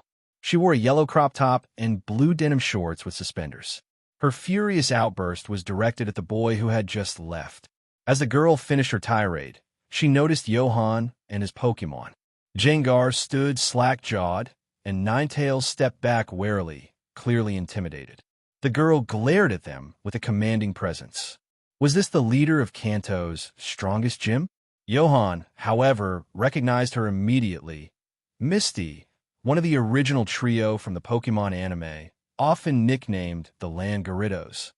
Her appearance matched the Misty from the anime, but her age and demeanor seemed closer to the Misty from the Pokémon Adventures manga. Would this Misty have a connection with Ash or Red? You're Johan-sensei. Misty's expression turned to one of delighted surprise. You know me? Johan asked, startled. Yes. I watched the ice sculpture contest in Kalos. Lorelei participated with you, right? Your sculpture was incredible. It even earned praise from Articuno.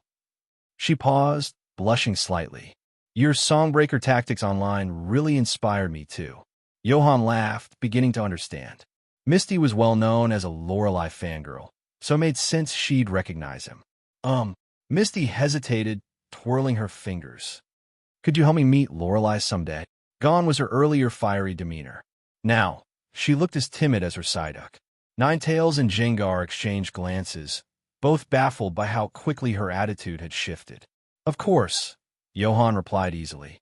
As long as she wasn't asking to meet Red or Ash, it was fine. Lorelei's personality wasn't far removed from Misty's. Icy on the outside, but warm underneath. They'd probably get along well. Oh, are you here, too? Misty asked, finally noticing Johan's intent. To challenge the gym, Johan admitted with a small cough. Wait, the challenge letter from yesterday was from you? She pulled out a crumpled piece of paper with a single Jengar handprint stamped on it. Johan froze. How did she get that from a simple handprint? Was there some secret language he was unaware of? Jengar caught. Jengar proudly nodded, puffing out its chest. Yup, that was me. Misty scratched her head sheepishly. Thing is, that jerk from earlier just finished his challenge. My sister's Pokémon were injured and need to be taken to the Pokémon Center. Kaka. Uwu. Jengar and Ninetales turned in the direction the boy had gone. He'd beaten the Cerulean gym's Pokémon to the point they needed medical attention. So here, Misty fished a small, water droplet-shaped badge from her pocket and handed it to Johan. Please just take this Cascade Badge. Jengar and Ninetales. So anticlimactic? Johan smiled as he accepted the badge. Thank you. It's no problem. Honestly, we just lose anyway. Misty muttered under her breath. Handing out badges without battles wasn't unique to Cerulean Gym. It was a trait shared by its leaders, especially the Cerulean sisters. Rumor had it that even Seabold of Kalos' Elite Four once received a badge simply for cleaning the gym. As Johan departed with Misty's number saved in his phone and the Cascade Badge in hand,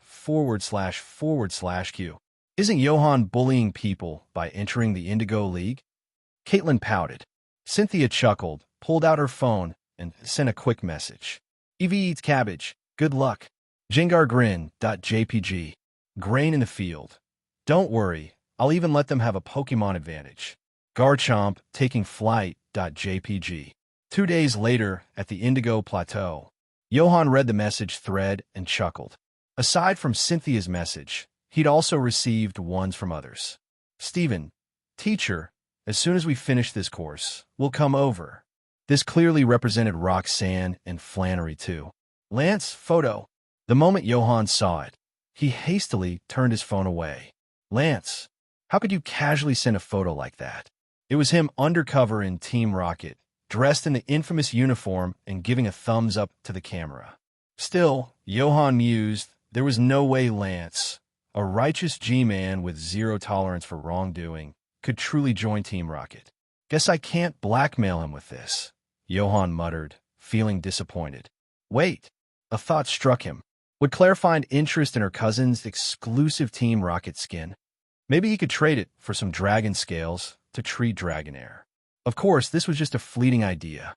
Lance trusted Johan enough to send such a photo, and Johan wouldn't betray that trust. Once Team Rocket was reformed, he'd use it to tease Lance instead. Other messages poured in too, from Lorelei, Erica, Sabrina, Mattori, Leon, Sonia, even Mustard. Master Mustard, little Johan, I didn't expect you to enjoy baby tournaments too. Next time, let me teach you some tips, okay? Baby tournaments? Don't belittle the Indigo League. For all they knew, some trainer might bring a legendary Pokémon. Grain in the field. Master Mustard, please explain in detail. These are just a fraction of the messages. Johan had also gained connections with numerous people across the Pokémon world.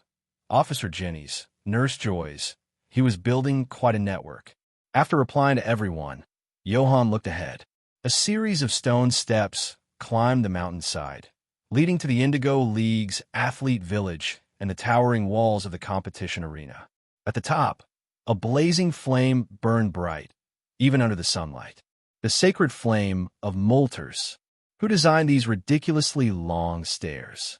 Johan sighed, starting to climb. Ooh, Ninetales, its tail wrapped around Johan's arm, let out a soft cry. Wanting to carry you up? Johan patted its head. All that working out wasn't for nothing. Look at that guy in shorts. He's doing fine. Boom, boom, boom. Fireworks exploded in vibrant colors, drawing the gazes of climbers. For countless trainers, the Indigo League symbolized their ultimate goal. Even Johan couldn't help but reminisce. As a child, he dreamt of this moment too. Behind them, in the shadow of a rock, a small figure emerged. The Pokémon, shaped like a dark humanoid silhouette, gazed up at the seemingly endless staircase and groaned. Masha! So long. Reaching the top, Johan's view opened wide. The Indigo Plateau buzzed with life, far busier than he had imagined. Most weren't competitors, but spectators. The Indigo League was an annual festival in Kanto, drawing crowds and boosting the economy. Let's register at the Pokémon Center and settle into the athlete village. Johan walked toward the center, passing the sprawling arena with its primary and secondary battlefields. The main stage would only be used during the quarterfinals onward. The secondary fields included rock, ice, grass, and water terrains. To the left of the square lay the athlete village, home to various hotels, from Galer's Butu into Ionia hotels and more. On the right was a bustling commercial district featuring cafes, boutiques, and shops from regions like Kalos and Unova. Johan was sure Team Rocket's trio would be found here, enjoying their hard-earned vacation. At the Pokémon Center, Johan, over here, Professor Oak waved, standing amidst a dispersing crowd. Even now, his popularity among trainers was undeniable. Professor Oak, Johan greeted with a smile. Ha ha ha. Oak laughed heartily. You've arrived just in time. I'd like to introduce. Oak turned to find no one. Where'd they go? Don't tell me it's Red, Johan said, raising an eyebrow. Red? I wanted to bring him, but he said he'd prove his strength by earning his spot in the Indigo League. Classic Red. And then Blue decided he'd do the same. Classic Blue too. A tale of two best friends chasing their dreams together. Anyway, Oak's eyes lit up. They're here. Johan turned to see a graceful woman accompanied by a slightly awkward-looking boy holding an ice cream cone. There he was, Ash Ketchum, without his trademark outfit and hat, looking oddly normal. Johan Sensei. Ash's face lit up as he ran over. I'm Ash from Pallet Town, and I'm going to be the world's greatest Pokémon master. Kaka. Uwu. Jengar and Ninetales exchanged worried glances. He wants to surpass Johan? Not allowed. Absolutely not allowed. Jengar snickered and gave Ninetales a knowing look. How about a little accident? Whoa, are these your Pokémon, Johan Sensei? Ash's attention shifted to Jengar and Ninetales. Kaka. Oh, forward slash. Oh, well. Jengar stared at Ninetales. That's not intimidating at all. Ninetales blinked. What? I'm scary enough. They're so cool. I can't wait to have my own Pokémon. Ash reached out to pet Ninetales. Wait. Johan quickly intervened. Oh, well. A burst of cold air froze Ash in place, covering him in frost. Jengar flinched, recalling the many times it had been flung around by Ninetales' psychic powers. Maybe intimidation wasn't the right approach. Ash, however, seemed unfazed. BRR, so sea cold, he muttered, shivering but otherwise fine. Johan marveled. Ash's superhuman pallet town genetics were something else. Even Johan struggled with Ninetales' freezing aura post-evolution, yet Ash barely felt it. Sorry about that. Ninetales doesn't like being touched, Johan apologized. It's our fault. Ash is too impulsive, Delius said, bowing slightly. That was terrifying, Ash stammered. Even scarier than Professor Oak's Lapras or Glacian. So that's how you've been training? Johan registered at the center and joined Oak and the others of the main arena. As Molter's sacred flame roared to life, it signaled the start of the Indigo League. The journey had officially begun. With the opening ceremony complete, and after sitting through a long-winded speech by League Chairman Charles Goodshow, the Indigo League officially began amidst great fanfare. Johan's luck held strong. He drew the grass field for his match. After the ceremony, he followed the flow of participants and spectators toward the grass field arena, accompanied by Professor Oak, Delia, and Ash. Although the Kanto League is considered one of the toughest leagues, over 100 trainers had managed to collect the required 8 badges to qualify. Among them were not only Kanto natives, but also trainers from other regions, like Reiji, whom Johan had encountered before. Many competitors were repeat participants in league tournaments and had built small fan bases thanks to their previous achievements. Johan's match wasn't scheduled to start immediately. He had 2 matches to wait through, so after entering the waiting room, he released his Pokémon to stretch and prepare. His opponent's name was Daida, but beyond that, Johan knew little. His Pokémon, however, were brimming with enthusiasm and clamored to participate, particularly Kubfu, who had yet to experience an official battle. Wow, your Pokémon are so rare. The quiet murmur drew Johan's attention to the waiting room's side door, where a young girl in a black dress hesitantly stepped inside. Johan narrowed his eyes at her. I have a truly exceptional Pokémon, she said, her voice tinged with curiosity as she pulled out a Pokeball. Why not trade with me? You could go so much further with this one. She tossed the ball, revealing a Wurmple. Johan stared at the little bug Pokémon, which looked just as surprised as he was. Suppressing the urge to facepalm, he muttered internally, So it really is you? Evolution prodigy Blue.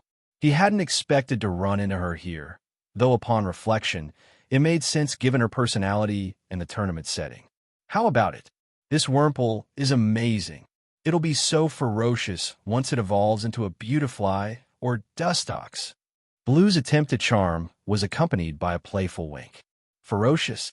Johan's expression turned peculiar. He glanced at Jengar. Jengar cackled, stuck out its tongue, and pulled a grotesque face at the Wurmple. Caca. The Wurmple let out a panicked squeak, its eyes rolling back as it fainted on the spot. Wurmple. Blue jumped back, startled, but quickly recovered with a mischievous glint in her eyes. Just as she opened her mouth to speak, Johan interrupted her. Enough, Blue. Do you have any information on the competitors? Blue froze. You know me, she exclaimed, because I've read Pokémon Adventures.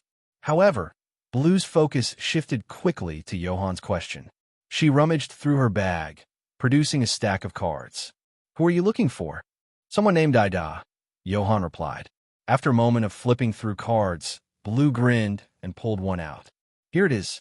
That'll be 1,000 Poke Dollars. Johan smirked. 20. Blue gawked at him. You can't be serious. Who haggles like that? 1,000 reduced to 20? Might as well have slashed the price by 100 times. Johan held up a crisp 20 Poke Dollar bill and waved it teasingly in front of her. Take it or leave it. Blue's eyes followed the bill, her cheeks puffing up in frustration before she relented. Fine. She snatched the money, handed over the card, and muttered bitterly under her breath. Swindler. Swindler. Johan chuckled. To be called such by Blue of all people. Wasn't that an achievement in itself? Most likely, Blue hadn't made these trainer cards herself. They were probably obtained through her trademark bartering schemes. Even so, for Johan, the information was worth the modest price. After all, by the end of today, Dida's trainer card would lose any practical value. As Blue turned to leave in a huff, Johan called out to her again. Mind exchanging contact info? She hugged herself protectively, eyeing him warily. Johan resisted the urge to roll his eyes. Relax. It's just in case I need to buy more cards later. Blue's defensive posture instantly melted, replaced with a bright smile. You should have said so earlier. After exchanging contact details, she paused.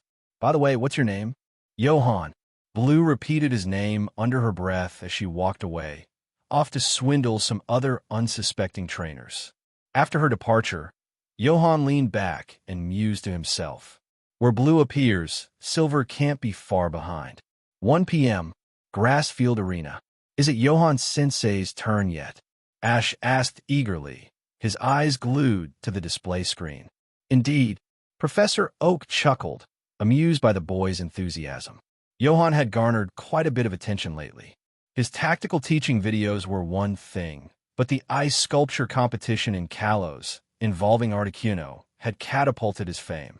Many viewers had begun investigating his other exploits, leading to even greater curiosity about the enigmatic trainer from Rustboro. Do you think he'll summon a legendary Pokémon?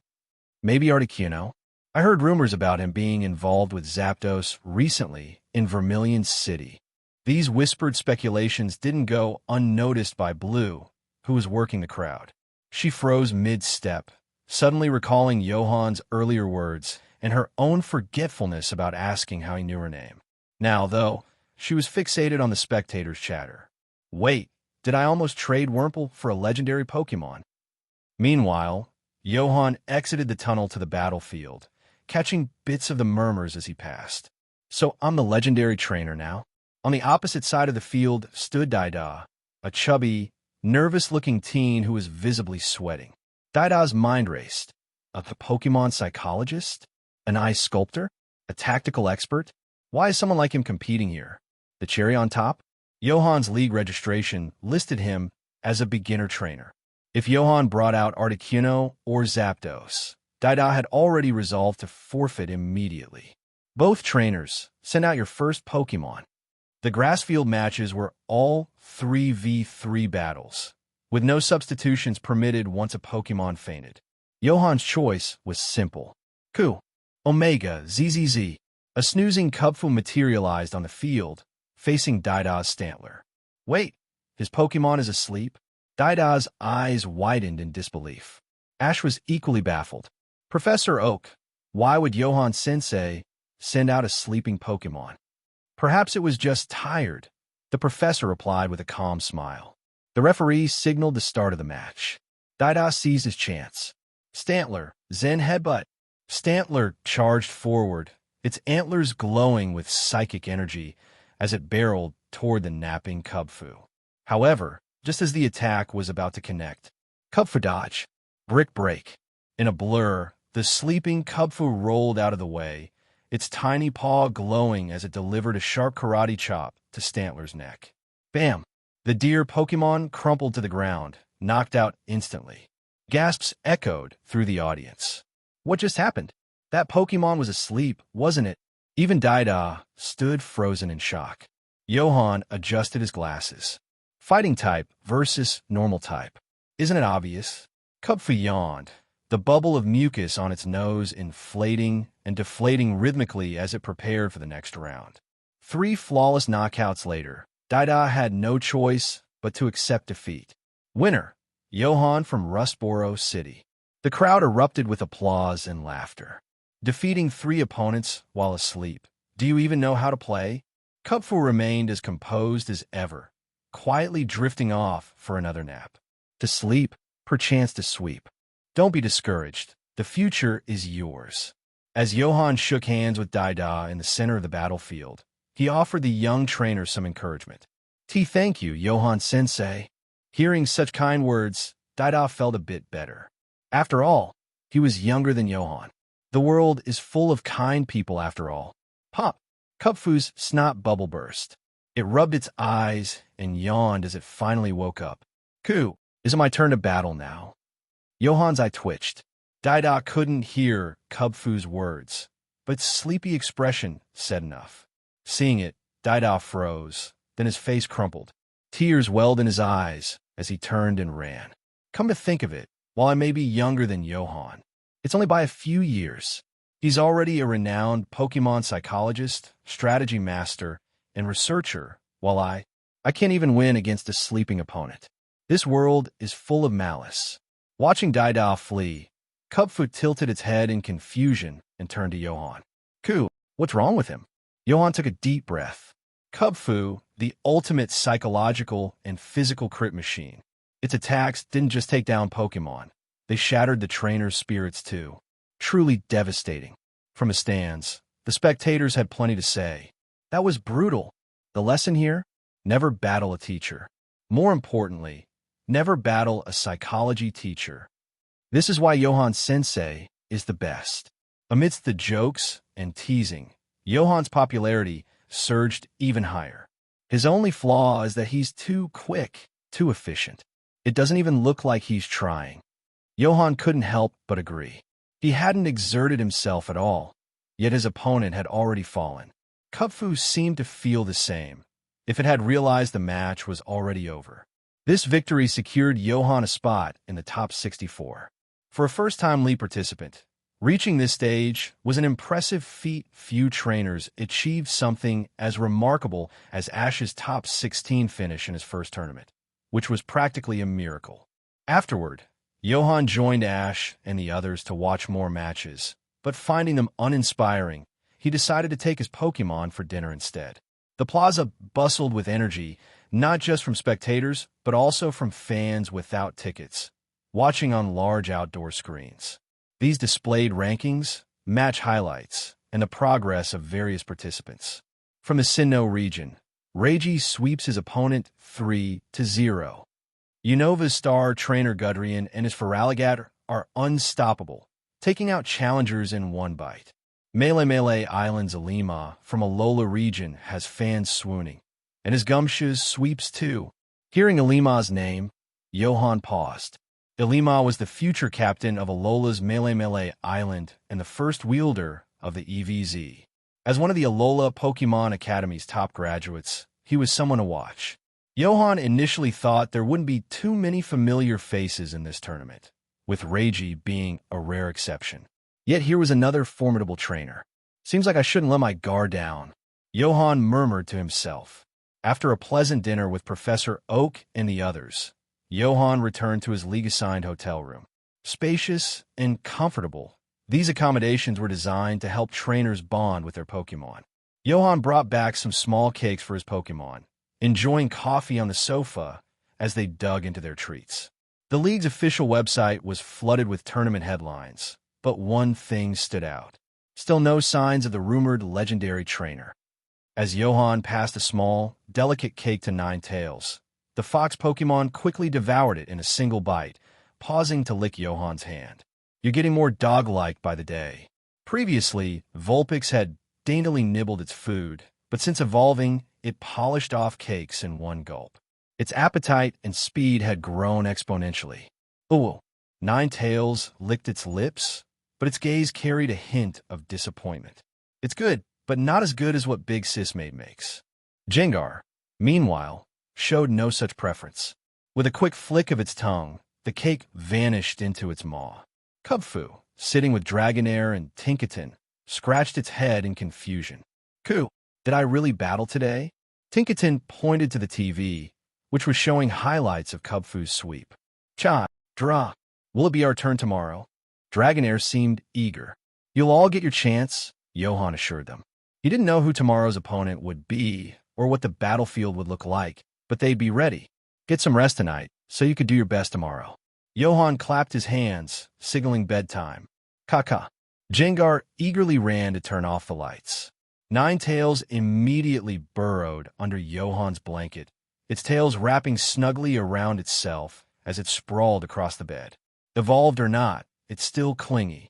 Johan felt his face pale as the icy aura seeped into him, but exhaustion quickly claimed him. Dragonair checked his reflexes by tickling his foot. Satisfied that Johan wasn't frozen solid, it coiled up at the foot of the bed. However, Jengar had other plans. Its mischievous grin widened as it crept toward the window. Kaka. It gestured toward the other Pokémon, inviting them to join its late-night exploration of the Indigo Plateau. Tinkaton and Dragonair hesitated but ultimately declined, prioritizing rest for the next day's battles. Kubfu, meanwhile, was already snoring. Kaka. Jengar sighed, but its scheming mind quickly shifted to another accomplice, the Rotom Pokédex. Rado. Kaka. Soon, the live stream was live, nighttime exploration of Indigo Plateau with Jengar. Viewers flooded in. This is the first Pokemon live stream I've seen. Is Jengar taking us to a haunted house? Say what you want. Jengar is adorable. Jengar, with its innate camera sense, played up its antics, fully embracing the role of a streamer. From a shadowy corner, a small figure observed curiously. Marshadao tilted its head, trying to understand Jengar's bizarre behavior. It seemed to attract attention, but Marshadao remained too shy to approach. As it contemplated, a chilling presence suddenly filled the air. Marshadao instinctively sank into the shadows. The livestream abruptly cut out. What happened? Did Jengar's signal drop? Maybe it encountered another ghost. Jengar is a ghost, you dimwit. Rado. Rotom trembled as a low tapping echoed nearby. Kaka. Jengar, however, seemed unfazed, grabbing the Pokédex confidently. From the darkness emerged a hunched figure with long, loose hair, a cane tapping rhythmically against the ground. It was Agatha, one of Kanto's Elite Four. Had Johan been present, he would have recognized her instantly. Professor Oak would have realized it even earlier when the air grew cold. Child, Agatha's voice rasped, this is no place for you. Where is your trainer? Jengar didn't retreat. Instead, its eyes sparkled with excitement. Reaching into its mouth, it retrieved a phone and pulled up clips of Agatha's battles. Kaka, you're that scary old lady. Agatha blinked in surprise. I have a fan. She took a closer look at the mischievous Pokémon. Its ghostly aura was remarkably potent, rivaling even her own, Jengar's. Her lips curled into a rare smile. Your trainer must be quite skilled. Kaka, he's sleeping. Jengar pointed toward the distant hotel. Agatha's curiosity deepened. Bring him tomorrow, she said, her voice softening ever so slightly. I'll show you something special. Jengar pondered this, mimicking Johan's thoughtful pose, before nodding. Kaka. Waving goodbye, it bounded away, Rotom in tow. Agatha watched it go, her curiosity piqued. Just who is this trainer? The second day of the Indigo League tournament had arrived, and the excitement was at an all-time high. Certain standout trainers had already garnered significant attention, with the spotlight shining on those who showcased exceptional skills. Johan was among them, his name now well known after his first-round performance. So, when he arrived at the grass battlefield early that morning, he was met with a crowd of fans waving signs in support. In the trainer's lounge, Jengar, do you have something you want to say? Johan asked, raising an eyebrow at the mischievous purple Pokémon. To be fair, even without being a Pokémon psychologist, Johan knew Jengar so well that he could discern its intentions just by watching it shift its posture. Kaka, I'll tell you after this match. Jengar grinned, twiddling its stubby fingers. It clearly understood that keeping secrets from Johan was nearly impossible. Johan narrowed his eyes. What kind of trouble has this rascal caused now? Despite its mischief, Jengar had good judgment when it came to serious matters, so Johan figured it was probably nothing catastrophic. As Johan mulled over Jengar's antics, the side door to the lounge creaked open, and Little Blue slipped inside. Upon spotting Johan, She puffed her cheeks in mild irritation before pulling out another trainer card. "This is for today's opponent," she said, handing it over. "Thanks." Johan accepted the card and handed her 20 poke dollars in exchange. Blue's uncharacteristic compliance caught him off guard, though she still pouted slightly before turning to leave. At the door, she paused and added, "By the way, your opponent today had a bye in the first round, so there isn't much information on them." With that, she vanished to assist another trainer. "A bye, huh?" Johan sighed, shaking his head. "Why does luck like that never come my way?" Every year, due to an uneven number of participants, a few trainers got to skip the first round and advance automatically.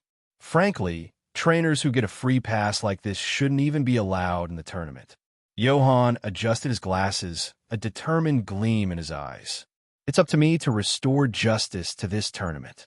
At the grass battlefield, after a thrilling first match, the arena buzzed with energy. Johan and his opponent, Kaplan, stepped into the stadium to the roar of the crowd. Thanks to Blue's intel, Johan knew Kaplan hailed from Nimbasis City in Unova and had once reached the top 32 in the Lacinosa Conference. While not a complete rookie, Kaplan still lacked the experience to match Johan's composure. "Johan-sensei, go gem!" Ash shouted from the stands. "Battle preparations are underway," the commentator announced. "Kaplan from Unova has chosen the high-pressure Pokémon, Gigalith, and Johan has sent out one of Kanto's most iconic Pokémon, Dragonair. Though Dragonair was a pseudo-legendary, it hadn't yet evolved into Dragonite, the form that made pseudo-legendaries truly fearsome. Right now, it's strong but not overwhelming. Begin." The referee's flags dropped. Dragonair Dragon Dance. Johan wasted no time, starting with a setup move. Dragonair's white wings flared as it soared into the air, shimmering with a faint glow. Kaplan gritted his teeth and countered quickly. "Gigalith Stealth Rock." The two commands were issued almost simultaneously, but the results couldn't have been more different. While Dragonair stats began to rise, Gigalith's Stealth Rock became effectively useless against a trainer like Johan, who rarely switched Pokemon mid-battle. Kaplan paled. "I just handed him a free setup." "Gigalith Rock Slide," Kaplan shouted, determined to regain control. The air filled with the sound of crumbling stone as Gigalith conjured a barrage of rocks above Dragonair. But Dragonair's enhanced speed from Dragon Dance allowed it to dodge with ease, zigzagging through the falling debris. Dragonair, extreme speed. Johan's calm voice cut through the chaos.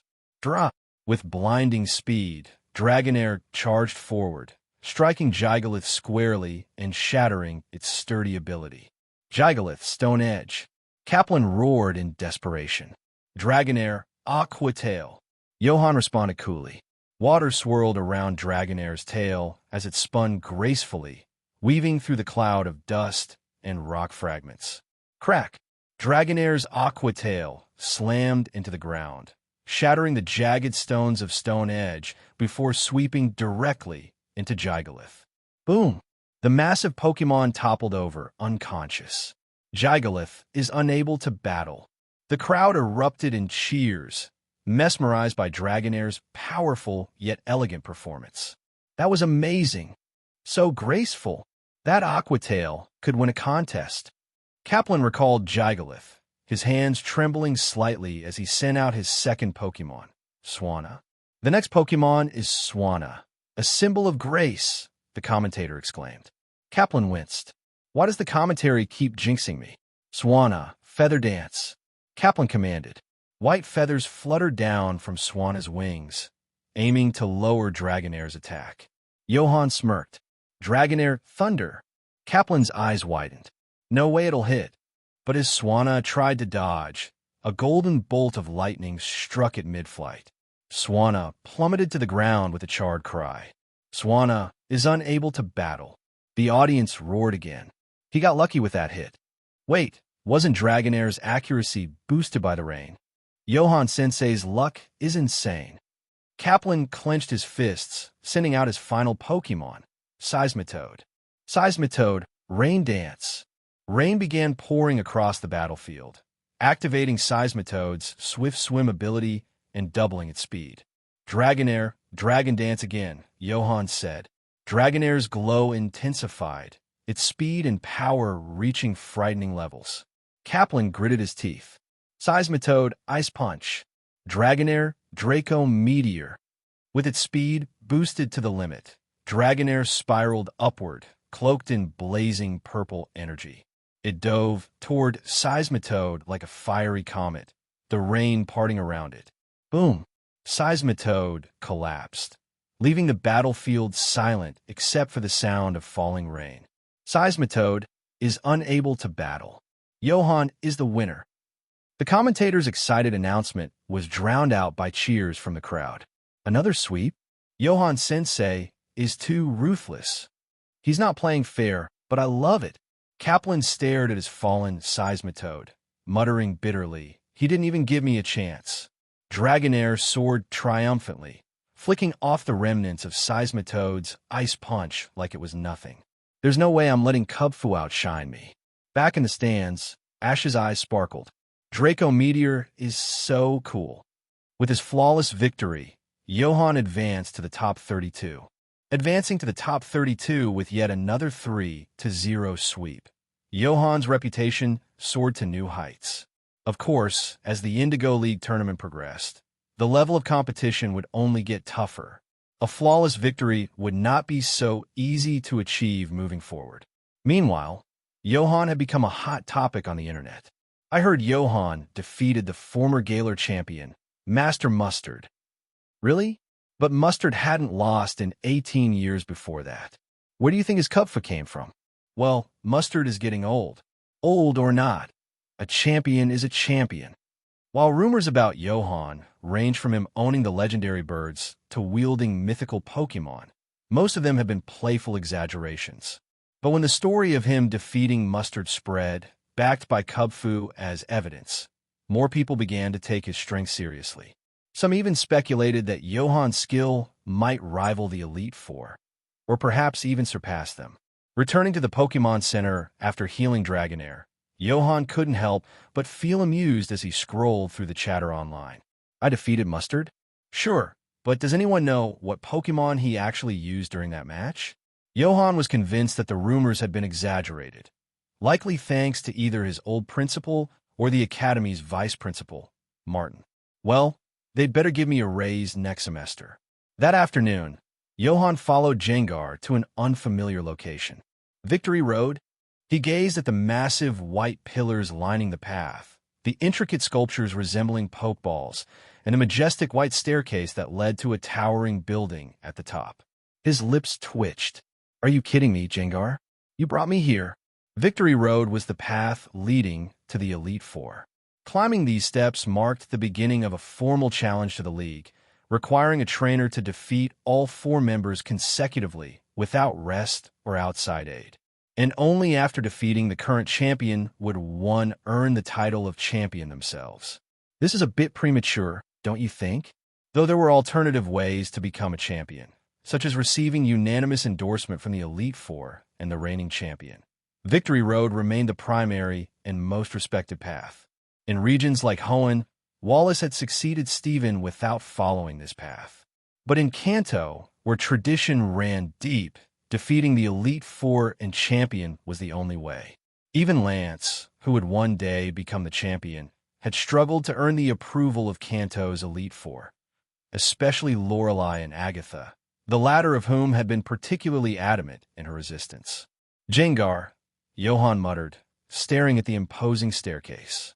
Kaka, don't you think we're a bit early for this? Suddenly, a chilling aura filled the air. Ice blue flames flickered around them as Ninetales' tails fanned out protectively, its sharp gaze scanning the surroundings. So, this is your trainer? A raspy voice echoed from nearby. An elderly woman, hunched over a cane, emerged from the shadows. Her wild gray hair framed a face marked by age, but her sharp, piercing eyes betrayed her immense power. It was Agatha, one of Kanto's Elite Four. Johan tensed instinctively. Oh great, what has Jengar gotten us into now? Kaka, Kaka. Jengar waved cheerfully, utterly unfazed by Agatha's menacing aura. Good morning, Grandma. Agatha's lips twitched upward slightly before returning to their usual stern expression. Her gaze settled on Johan, cold and appraising, sending a shiver down his spine. You're the one who gave Lance those scrolls and fought Bruno, aren't you? Her eyes narrowed. Tell me, what's your relationship with him? Johan's heart sank. Of course, she means Professor Oak. Agatha jabbed her cane toward Jengar. Yesterday, this little imp and that useless Rotom Dex came poking around. Don't tell me you're tied to that old fool. Johan glanced at Jengar, who scratched its head sheepishly. Great. So Jengar really was live-streaming yesterday. Agatha's suspicion was well-founded. In the Pokémon Adventures manga, she had once captured Green after recognizing his Pokédex as one of Oak's creations. Her disdain for Oak stemmed from their shared past as childhood friends. The two had once dreamed of exploring the world together, but Oak had ultimately abandoned their ambitions to pursue Pokémon research. Agatha saw this as a betrayal, and her resentment festered for decades. Are you going to answer, or should I assume the worst? Her voice grew colder, and the ghostly energy surrounding her intensified. Ninetales crouched defensively, its psychic aura flaring, while Jengar stepped in front of Johan, its grin replaced by a grim determination. Kaka, if Agatha dared harm Johan, Jengar would fight her with everything it had. Stand down, Johan said gently, patting Jengar's shoulder. Despite Agatha's intimidating demeanor, Johan was certain she didn't intend to harm him. Not yet, at least. If she really wanted to fight, I'd already be toast. Taking a deep breath, Johan met Agatha's gaze and offered a sheepish smile. Professor Oak? He asked, feigning ignorance. Agatha's expression darkened, but Johan pressed on. Professor Oak actually speaks highly of you. She raised an eyebrow, clearly skeptical. Oh, and what does that fool say about me? Well, he mentioned that you're a bit strict, but also incredibly talented and, adorable. Agatha froze, her cane hovering midair. Adorable? Behind Johan, Ninetales and Jengar struggled to stifle their laughter. Agatha's sharp eyes narrowed, her lips curling into a cold smirk. Flattery won't get you far, boy. That old fool has always had a way with words, never with actions. She turned away, but not before tossing a scroll toward Jengar. Your Jengar has potential. Don't waste it. With that, she began to shuffle toward a shadowy path leading to a small, decrepit house. If you have questions, you can find me there, if you dare. Johan exhaled slowly, clutching the scroll. Thank you, Agatha, he called out. She paused, her back to him. Is there anything you'd like me to tell Professor Oak? He asked. For a moment, Agatha said nothing. Her figure seemed to waver, caught between defiance and something softer. Finally, she let out a low growl. Tell him to quit smoking. And with that, she vanished into the shadows. Oh, well, be careful. As Johan prepared to open the scroll, gifted by Agatha, Ninetales immediately warned him to stay cautious. It's fine, Johan reassured her with a smile. Kaka had already checked it earlier. Slowly unfurling the scroll, Johan discovered it contained Agatha's expertise in training Jengar and a similar ghost Pokémon. Unlike the broader advice given in the fear guide sent by Lance, this scroll focused solely on maximizing Jengar's potential. It included methods to allow Jengar to absorb and utilize more ghost energy, methods Agatha developed by creating a ghost legion to nourish her Jengar. However, Johan's Kaka already possessed enormous ghost energy from multiple sources. Its thousand-year slumber, the essence of an ancient giant Jengar, and even residual power from Giratina. The scroll also detailed moves that Jengar could master, such as Perish Song. Kaka's eyes lit up at the mention of Perish Song. It had once hesitated about Johan's Perish strategy, as the move risked taking itself out along with opponents. But now, Kaka had a new perspective. If it could target an entire group instead of just one. Kaka laughed with glee, hands on its hips. Finally, it could show off its singing prowess. Johan rubbed his forehead. Other Pokémon sing for money. His Jengar sings to take lives. As he read further down the scroll, Johan's gaze sharpened. Without a word, he prepared to close the scroll. The next move listed was Spectral Trickery. Spectral Trickery, Power 110. Detects the target's held item and uses it against them. If Kakam mastered this alongside Tinkaton's Thief, opponents' items wouldn't just be stolen, they'd be weaponized. It would be too dirty a trick even by Johan standards. Kaka tilted its head, already sensing Johan's hesitation. Kaka, Omega. Noticing its trainer's reluctance, Kaka leaned in with its signature mischievous grin, threatening a playful lick if Johan didn't share. Johan sighed and relented. Fine, take it. All yours. Kaka. Kaka cheered, clutching the scroll like treasure. Later that afternoon, Johan received a call from Steven.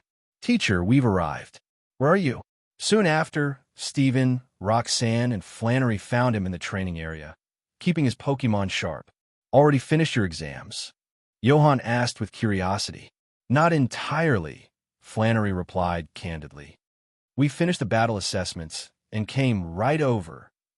Roxanne clarified, the battle exams are earlier than the written ones, so we had a few days of free time. How did you do? Steven went all out. Total annihilation, Flannery said dramatically. I wouldn't say that, Steven replied, smiling modestly. Johan chuckled, feeling a strange sense of relief. He no longer felt guilty about his own high-stakes tactics in the league. Steven handed him a bag. We also brought you something straight from home. Curious, Johan opened the bag to find it filled with coffee from his own cafe. How did you manage this? It wasn't easy, Roxanne said. The cafe was packed. We had to wait ages. The fourth day of the Indigo League arrived, the round of 16. Johan's flawless victories had created a buzz, but the previous day's match broke his streak of sweeping opponents. Kupfu had stubbornly insisted it hadn't fought enough, so Johan let it start the battle against a trainer specializing in flying Pokémon. Though Kupfu defeated 2 opponents, Johan withdrew it to avoid overexertion and let Dragonair finish the job. The 3-0 streak was gone, but Johan's 0-loss record remained intact. As the competition narrowed to 16 contestants, heated debates about the favorites erupted online. Some viewed Johan as a rising star. Others leaned toward familiar faces like Raizo from Sinnoh, Ilima from Alola, or Gudrian from Unova. Predictions varied. Raizo's Pokémon are on another level. Johan's Jengar and Ninetales haven't even appeared yet. Ilima might be the dark horse. He's multi-talented. Johan noticed one glaring omission. No one mentioned Tinkaton. That wouldn't do. Johan turned to Tinkaton with a grin. Next match is yours. Let's give them a reason to talk about you. Cha! Tinkaton's eyes sparkled, its hammer gleaming eagerly. Thunderous applause echoed in the grass arena as Raizo's Drapion delivered the final blow to his opponent's Sunflora. And we have our first top 8 finalist, Raizo from Sinnoh, the announcer declared. The audience erupted in cheers. Raizo's expression didn't change. He recalled Drapion, glanced coldly at his defeated opponent, and walked off. What a jerk, Flannery muttered from the stands. Everyone has their style, Johan replied, smiling amicably. Steven adjusted his tie. You're up next, teacher. Johan stood, adjusting his glasses with a confident glint. Flannery shouted after him, make sure you show him what real arrogance looks like. Johan chuckled. Time to make Tinkaton shine. Let's welcome the competitor from Alola, Ilima. Ilima walked out, radiating an elegant and composed aura. His shoulder-length pastel pink hair, neatly pressed shirt, and sweater vest gave him the look of a model student. He held a tablet and notebook, clearly well prepared for the competition. Cheers erupted from the crowd. Next, let's welcome Johan from Kanazumi City in the Hoenn region. Cameras followed Johan as he entered the arena, capturing his confident stride. His warm smile was projected on the massive screens around the stadium. The applause grew even louder. It was clear that female spectators made up a significant portion of the audience for this match. After all, this wasn't just a battle. It was a showdown between 2 of the tournament's most handsome competitors. Johan, crush him, someone yelled. Prince Ilima, you've got this, another shouted. Neither Johan nor Ilima seemed affected by the audience. "It's an honor to battle you, Johan. Please go easy on me," Ilima said with a courteous smile. Johan nodded. "Likewise." Ilima sighed internally. No wonder Professor Kukui speaks so highly of Johan. He really is approachable, not at all like the online rumors of him being underhanded or ruthless. Ilima's purpose in competing in the Indigo League was to learn from other trainers and bring new strategies back to Alola. In essence, his goal was quite similar to Leon's, to inspire change in his home region. A light breeze swept across the grassy battlefield, rustling the grass and signaling that the match was about to begin. The crowd fell silent, holding their breath in anticipation. "Competitors, prepare your Pokémon." The referee raised his flag, signaling the trainers to send out their first Pokémon. Ilima specializes in normal-type Pokémon, a commentator noted.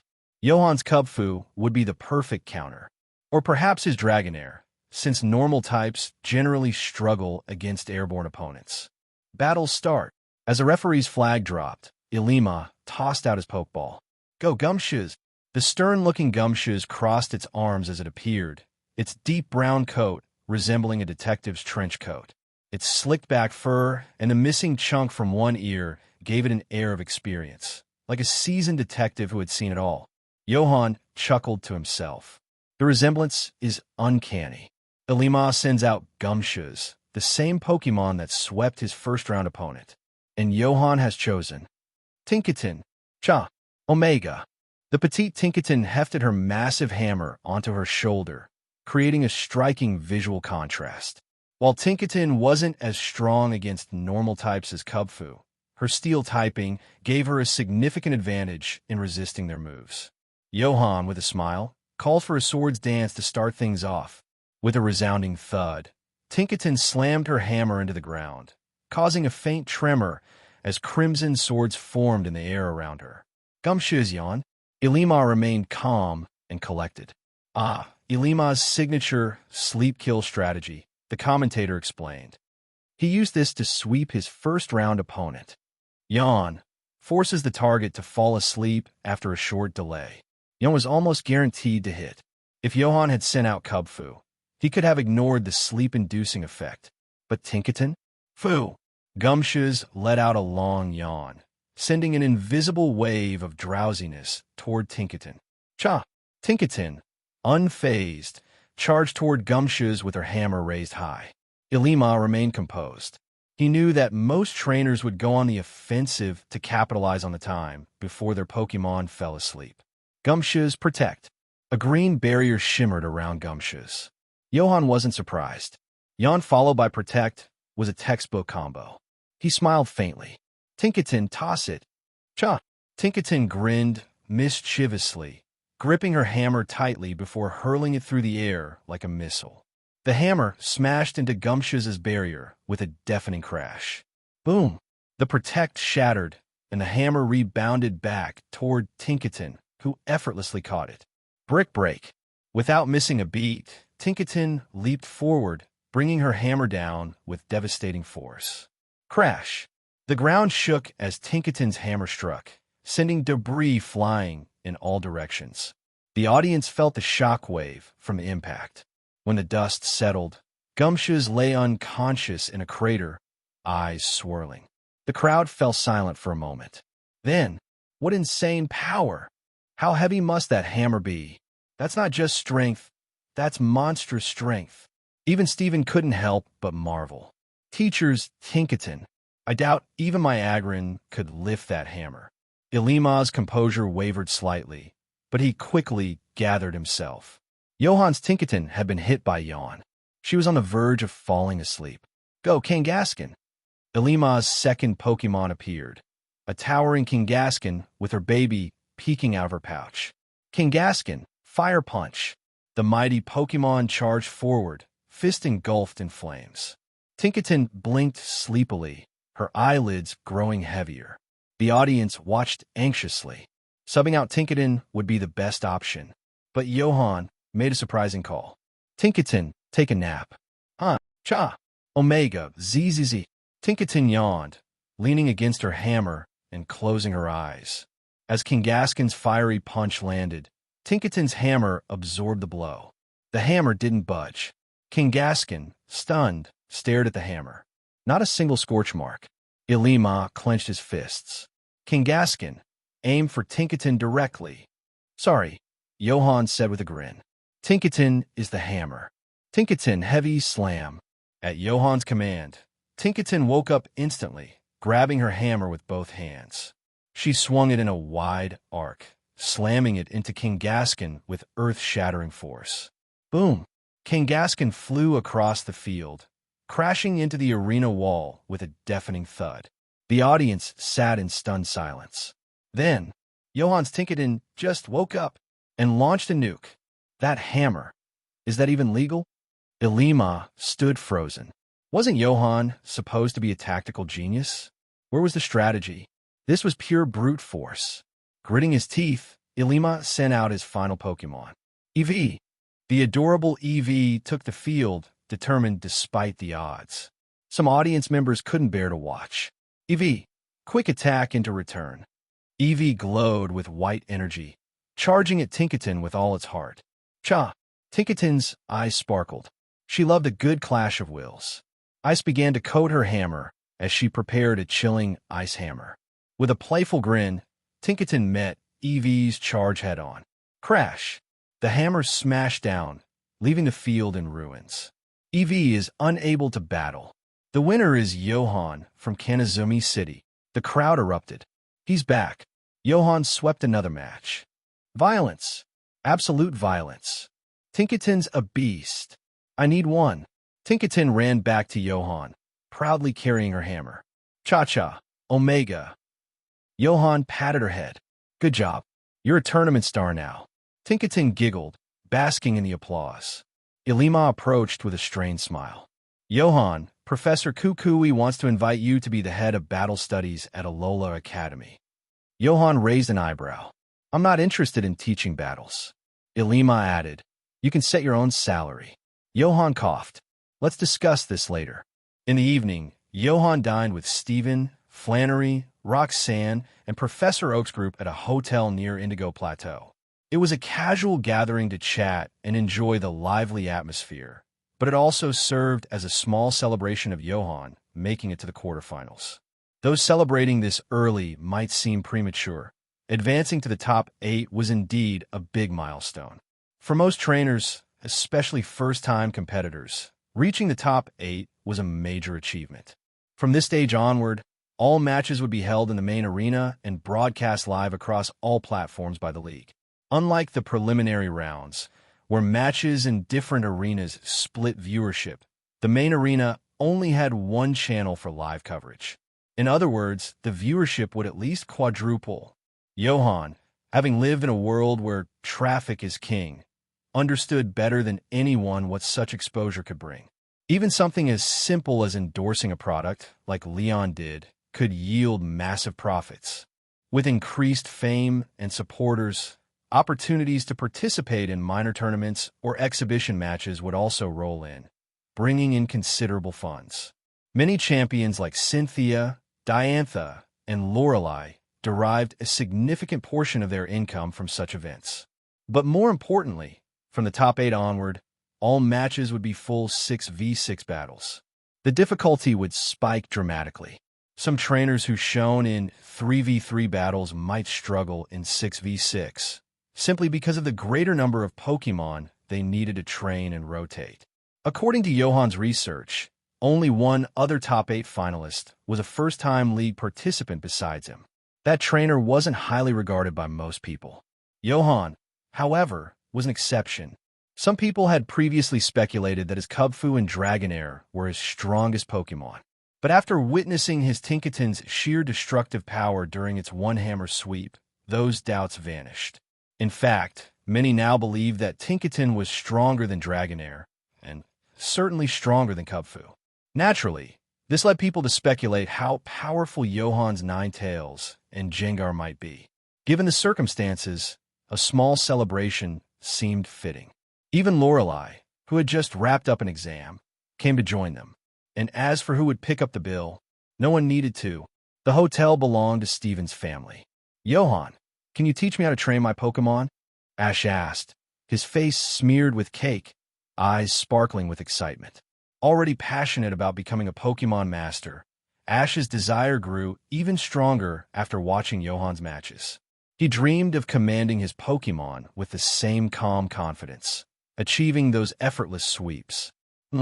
Johan clicked his tongue, pondering how to respond to Ash's request.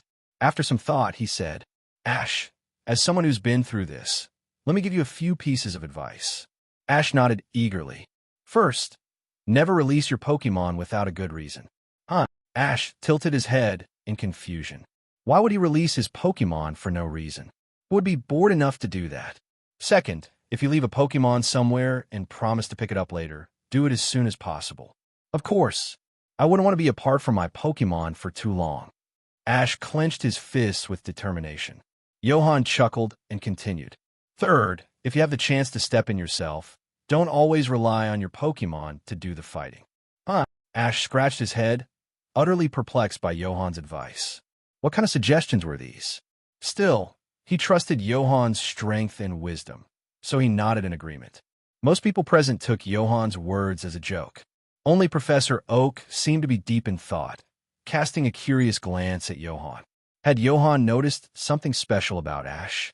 After dinner, Professor Oak called Johan out to the balcony. Johan, did you sense something unique about Ash? Sense? Did he need to sense it? Everyone from Pallet Town was practically superhuman, especially Ash. He had been resurrected multiple times, once even by Ho-Oh. And considering Ho-Oh's legendary connection to the creation of the 3 legendary beasts. If Ho-Oh revived Ash, then logically speaking, Ash equals 3 legendary beasts. No, I just think, Johan smiled faintly before continuing, that kid has the potential to be incredible. Professor Oak chuckled softly. Funny you should say that. There were 2 people in whom I once saw reflections of my younger self. Red and Ash. Red would be starting his journey soon, while Ash probably had another 2 years to go. Oak nodded. Yes, but now I've found a third. Johan felt a chill run down his spine. Please don't say my name. The people you see yourself in always end up enduring insane trials. Red was frozen in ice for years, and Ash, he died and came back to life countless times. Still, curiosity got the better of him. Green, he guessed. Oak shook his head. Green is a fine boy, but perhaps because he spends so much time helping me, he's a bit too rational. Great. Now rationality was a bad thing. Thinking about it, though, it made sense. Pokémon often performed better when their trainers could inspire them with raw emotion rather than cold logic. People like Red and Ash, with their emotionally driven personalities, were particularly good at triggering those comeback moments. Wait a minute. I'm pretty rational, too. Johan frowned, wondering what Oak was getting at. The professor gave him a serious look. You remind me a lot of myself when I was young. Me? No way. I'd never be such a heartbreaker. In fact, I'd say you're even more talented than I was back then. Oak smiled warmly. Johan clutched his chest dramatically. Oh, my heart. Feeling a bit unsettled, he quickly changed the subject.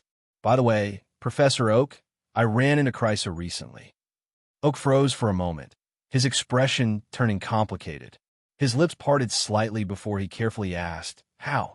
How is she doing? Johan shot him a sideways glance. She asked me to pass on a message. Oak forced a wry smile. Let me guess. It was a curse or a hex aimed at me? Johan smirked. No, she said, you should cut back on smoking. Oak's entire body stiffened. He stood frozen in place.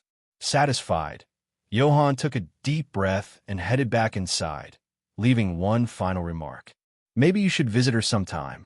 As he walked back inside, Johan's face broke into a mischievous grin. Ah, revenge feels sweet. Alone on the balcony, Oak slowly pulled out a cigarette from his pocket. Lighting it, he took a deep drag.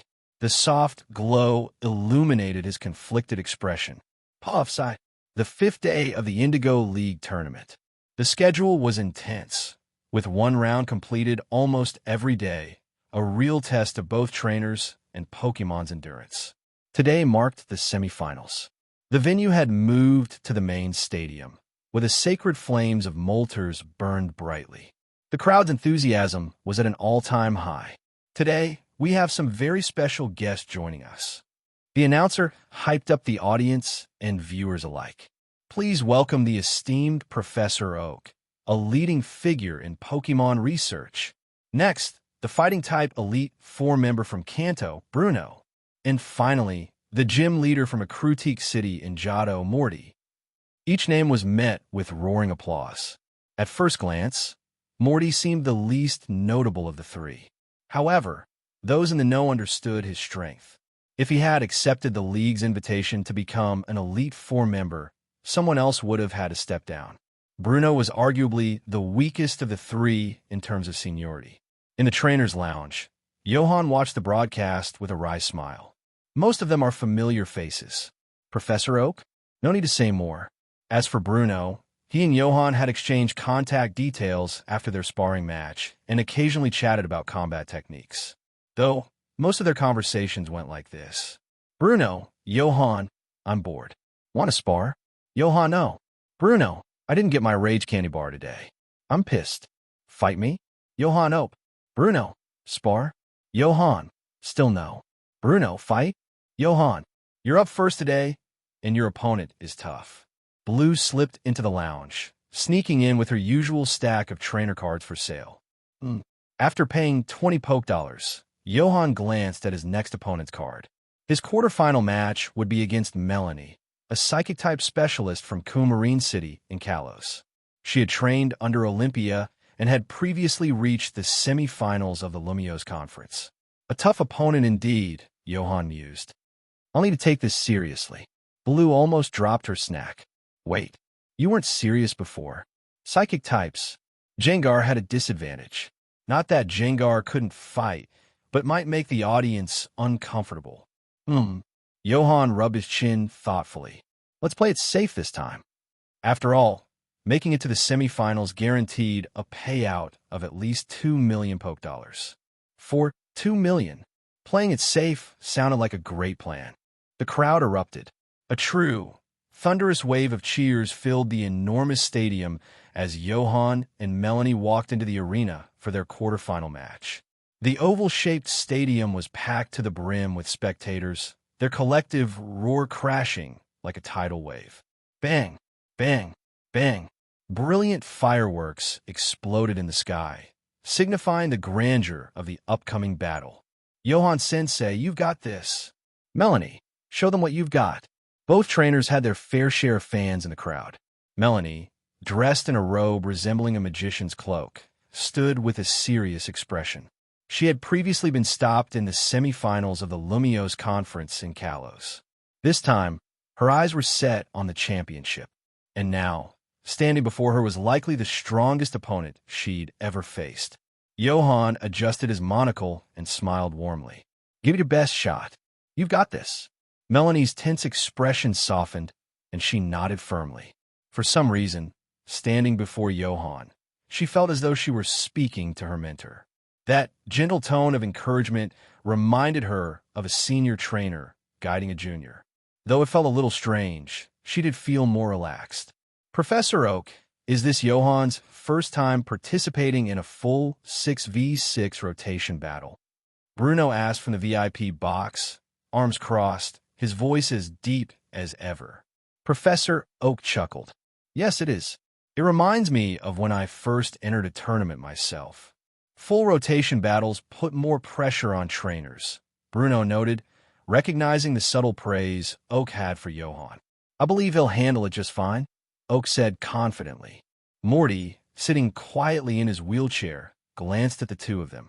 He didn't share their optimism. Where did Oak's blind faith in this kid come from? Just because he bonded well with his Pokémon? If that were all it took to become a top trainer, why bother with rigorous training?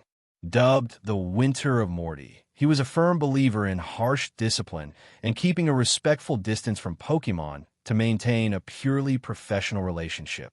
The referee raised his flag high, signaling the start of the match. Let the battle begin.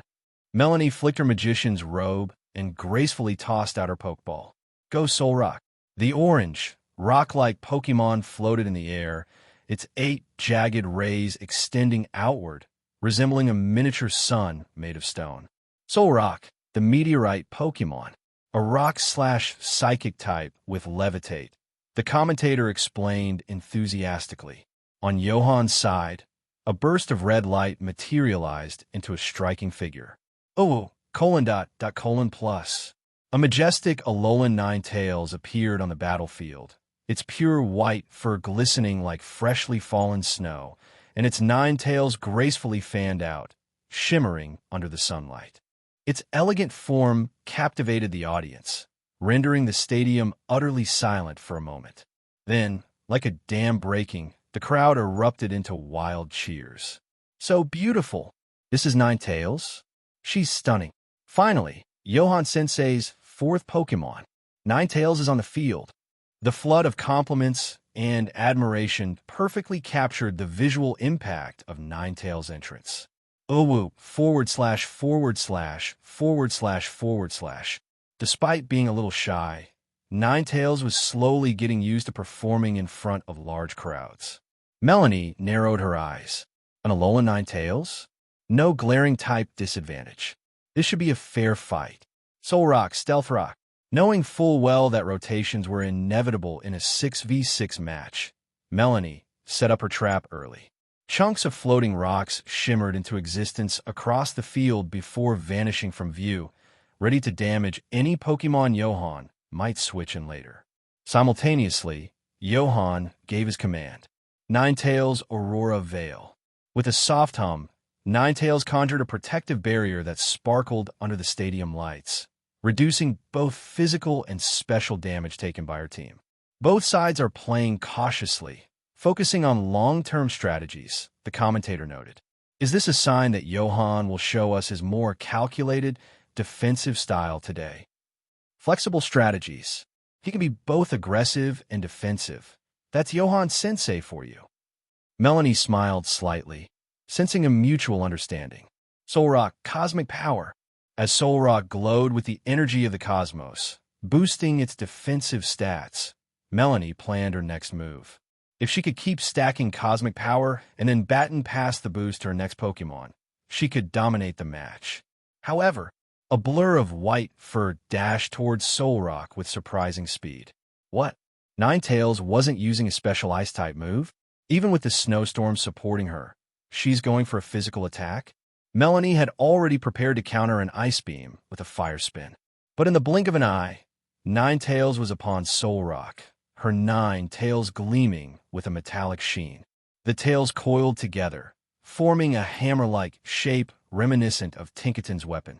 Iron Tail. Bam! The impact cracked Solrock's stony surface, sending it flying backward. Crash! Solrock smashed into the stadium wall and fainted instantly.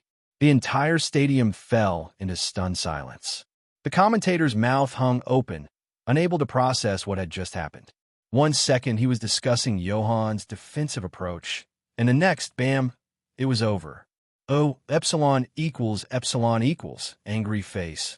Ninetales quickly trotted back to Johan's side, her expression anxious. That was close. If Solrock had finished setting up, the fight would have been much harder. Phew, crisis averted. Though, her Iron Tail training paid off. Next time she compared tails with Cynthia's EV, she wouldn't lose. Melanie bit her lip. She hadn't expected Iron Tail. What kind of trainer would think to use that move with Ninetales? At least Stealthrock was in place, and she had deduced that this Ninetales was a dual specialist, capable of both physical and special attacks. Taking a deep breath, Melanie sent out her second Pokémon. Go Slowbro. The water and psychic type Pokémon emerged, standing upright with a shelter clamped onto its tail. Yadin. Slowbro tilted its head quizzically. Both Johan and Ninetales tilted their heads in unison, equally perplexed. Melanie, however, remained serious. Slowbro, Psychic. Ninetales, Nasty Plot. Melanie froze. Wait, weren't we going all out? Why are you back to boosting stats again? Is he trolling me? Slowbro, crush that barrier. Melanie commanded. Slowbro unleashed a powerful psychic blast, breaking through Ninetales' Aurora Veil. Cracks spread across the shimmering shield. And then, behind that layer, another Aurora Veil appeared. What in the world? Slowbro broke the second layer, only to find a third. The crowd gasped. Layer upon layer of Aurora Veil flickered in the light, stretching between Ninetales and Slowbro. This is ridiculous. As the final barrier fell, Ninetales had finished her nasty plot. She inhaled deeply, forming a glowing blue sphere of ice. Amid swirling frost and crystallized air, a multicolored beam burst forth. Freeze-dry. Crack. Slowbro, unable to dodge, was frozen solid. Freeze-dry's type advantage against water types hit Slowbro with devastating force. The referee, shivering from the cold, raised his flag. Slowbro is unable to battle. The stadium exploded into cheers once again. That many Aurora Veils. And another one-shot KO? This Ninetales is insane. Yeah, but why is she playing so cautiously? She's clearly super strong, but maybe too safe? Oh, Ninetales exhaled softly, patting her chest with a paw, then glanced at Johan for reassurance. That Slowbro was strong. It broke 2 layers of Aurora Veil. Johan gave her a slight nod, his expression serious. Keep playing it safe, and you might just sweep all 6 of them. Slowbro is unable to battle. Melanie is now on the defensive, preparing to summon her 3rd Pokémon. Melanie was starting to feel uneasy, especially when she saw the cautious, almost fearful expression on Ninetales' face. Wait a minute. Didn't the commentator just say I'm the one at a disadvantage right now? You guys are clearly ahead. Could you maybe act a little reckless like at the beginning? How else am I supposed to turn this around? Suppressing her frustration, Melanie forced herself to calm down. She knew that if she lost her composure, her Pokémon would feel it too. As a trainer specializing in psychic types, and with prior tournament experience, she could still hold her own. Taking a deep breath, she reminded herself, there's still a chance to turn this around. Here it comes. On the opposite side of the battlefield, Johan raised an eyebrow at the sudden flare of flames from Melanie's side. Oh, Ninetales tensed up, immediately sensing the danger. Boom! A surge of fiery energy erupted as a powerful Pokémon emerged from the Pokeball. Standing tall, with fiery red fur and flame-shaped eyebrows, the Pokémon resembled a raging gorilla. Its powerful fists slammed the ground, leaving 2 deep craters as a display of strength. Darmanitan, the blazing Pokémon. With every exhale, steam rose from its nostrils, melting the snow around it. The falling snowflakes evaporated before they even touched its body. Gah! Darmanitan grinned confidently, pounding its chest with a resounding thump. Thump, thump, its body radiating intense heat. Darmanitan? A fire type? Hold on. Is this the first time Melanie has used this Pokémon in the Indigo Conference? Darmanitan also possesses powerful psychic abilities in its Zen mode. The commentator's voice boomed across the stadium. Melanie seems determined to melt away the ice and snow with flames. This is definitely a smart choice. Fire has a clear advantage over ice in terms of type matchups. But was it really a good choice? Johan didn't even consider recalling Ninetales. Darmanitan used Sunny Day. Melanie had pinpointed the issue. That seemingly endless Aurora Veil needed the snowy weather to remain effective. If she could change the weather, those defensive barriers would collapse on their own. Gah! Darmanitan roared, pounding its chest and summoning flames to call forth sunlight. However, Darmanitan's Sunny Day seems to have failed. The commentator blinked, glancing at the sky, which remained filled with swirling snowflakes. Failed? Melanie's eyes widened in disbelief. She knew her Darmanitan hadn't messed up. It had used Sunny Day perfectly. But the weather shifted slightly towards sunshine, only to be overwhelmed by the returning snowfall. How strong was this Ninetales' control over the weather? Johan chuckled softly. Of course. This Ninetales had evolved specifically to counter Zapdos storms. No one could wrestle weather control away from her, not even a fire type like Darmanitan. Suddenly, a small, glowing orb appeared in front of Darmanitan, slowly growing larger in its confused gaze. Confuse Ray. Darmanitan. Melanie's heart skipped a beat as she called out, but it was too late. The confused ray hit Darmanitan head-on, leaving it dazed and disoriented. Darmanitan is now confused. Johan calmly gave his next command. Blizzard. Oh, with the snowstorm already in full swing, Ninetales unleashed a devastating blizzard that swept across the battlefield. Temperatures plummeted, and the audience shivered, rubbing their arms to ward off goosebumps. Just as the blizzard seemed to subside, oh, another blizzard struck. All right, Ninetales. That's enough. Johan chuckled, shaking his head. Oh, finally, the relentless blizzard died down, revealing the state of the battlefield. Darmanitan stood frozen solid, encased in a thick layer of ice. Darmanitan has been frozen solid. The commentator's voice trembled with disbelief. A fire-type Pokémon. Frozen? The audience was stunned. Even more shocking was the sheer thickness of the ice encasing Darmanitan. This is insane. Ninetales could have easily knocked out Darmanitan, but instead chose to play it safe with Confuse Ray first. And don't forget the two blizzards. So cautious. Johan-sensei is really playing it safe today. Can you blame him? He's aiming for the semi-finals. Johan rubbed his chin thoughtfully. Was he being overly cautious? No, it was Ninetales. She was just too careful. Back in the VIP box, Morty finally broke his silence. This Ninetales has exceptional control over ice energy. Right? Professor Oak beamed proudly. Morty shot him a sideways glance. Why are you gloating like it's your achievement? Bruno chimed in. Darmanitan's sunny day didn't fail. It was just overpowered by Ninetales' weather control. The commentator continued excitedly. Melanie is down to her fourth Pokémon. Can she still turn things around? Melanie sighed and released her next Pokémon. Go, Delphox. The elegant, fox-like Pokémon wielded a flaming staff, its crimson fur resembling a witch's cloak. Delphox, the fox Pokémon. Fire/psychic type. The crowd roared in excitement. Delphox is Melanie's ace. The Fox Showdown, fire versus ice. But Ninetales must be exhausted by now. Come on, Melanie. Take down the final boss. Melanie clenched her fists. There was still a way to win. Ninetales is overly defensive. If I use an unblockable attack. Delphox Future Sight. Delphox.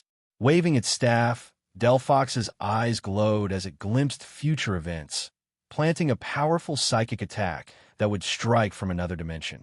Facing Ninetales' barriers, Future Sight was a brilliant move. After all, how can you block an attack from the future? Johan remained calm. Oh, with a graceful flick of her Ninetales, Ninetales launched Dark Pulse. The dark energy rippled through the air, crashing into Delphox. Though Delphox staggered, it managed to stay on its feet. Hold on, Delphox. We can't go down yet. Melanie yelled. Suddenly, flames erupted from Delphox's staff, burning brighter than ever. Blaze and Focus Sash? Johan realized the combination at play. The crowd erupted in cheers. Delphox is still standing. Blaze is activated. Let's go, Delphox. Take down that evil Johan-sensei. But please, go easy on Ninetales. Melanie clenched her teeth. Now is the time. Delphox Mystical Fire. Johan adjusted his monocle with a calm expression. Ninetales dig. Crash. Delphox's blazing flames shattered the remaining Aurora Veil layers. But as the dust settled, Ninetales was gone. All that remained was a snowman. What? A snowman? The crowd erupted into laughter and confusion. Suddenly, boom! The ground beneath Delphox exploded as Ninetales burst forth, delivering the final blow. Delphox is unable to battle. For down. The entire stadium sat in stunned silence. Is Johan going for a clean sweep? Could he really take down all 6 of Melanie's Pokémon with just one Ninetales? Melanie's face paled. Even her ace had fallen. Her final Pokémon, Executor, emerged, only to be instantly frozen by another blizzard. When the referee announced Johan's victory, the stadium erupted into deafening cheers.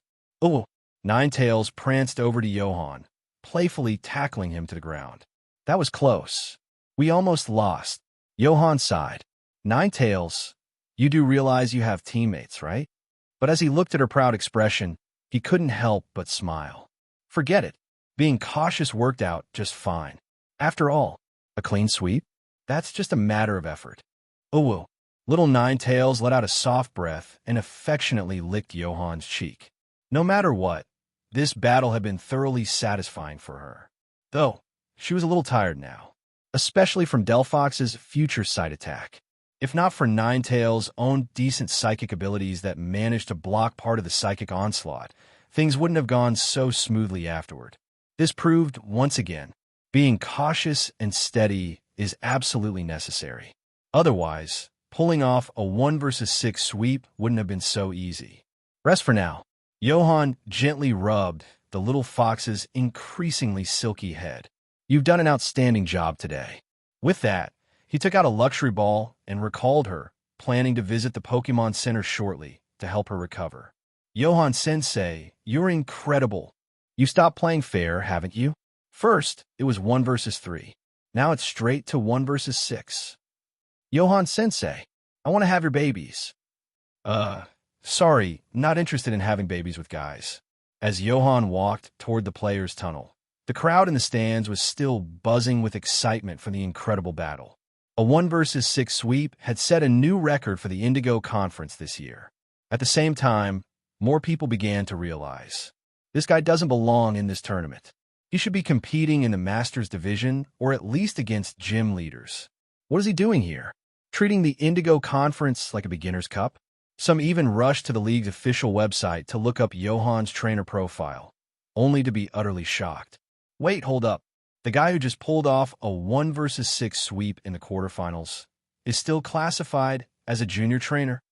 A junior trainer participating in the Indigo Conference was already considered exceptional.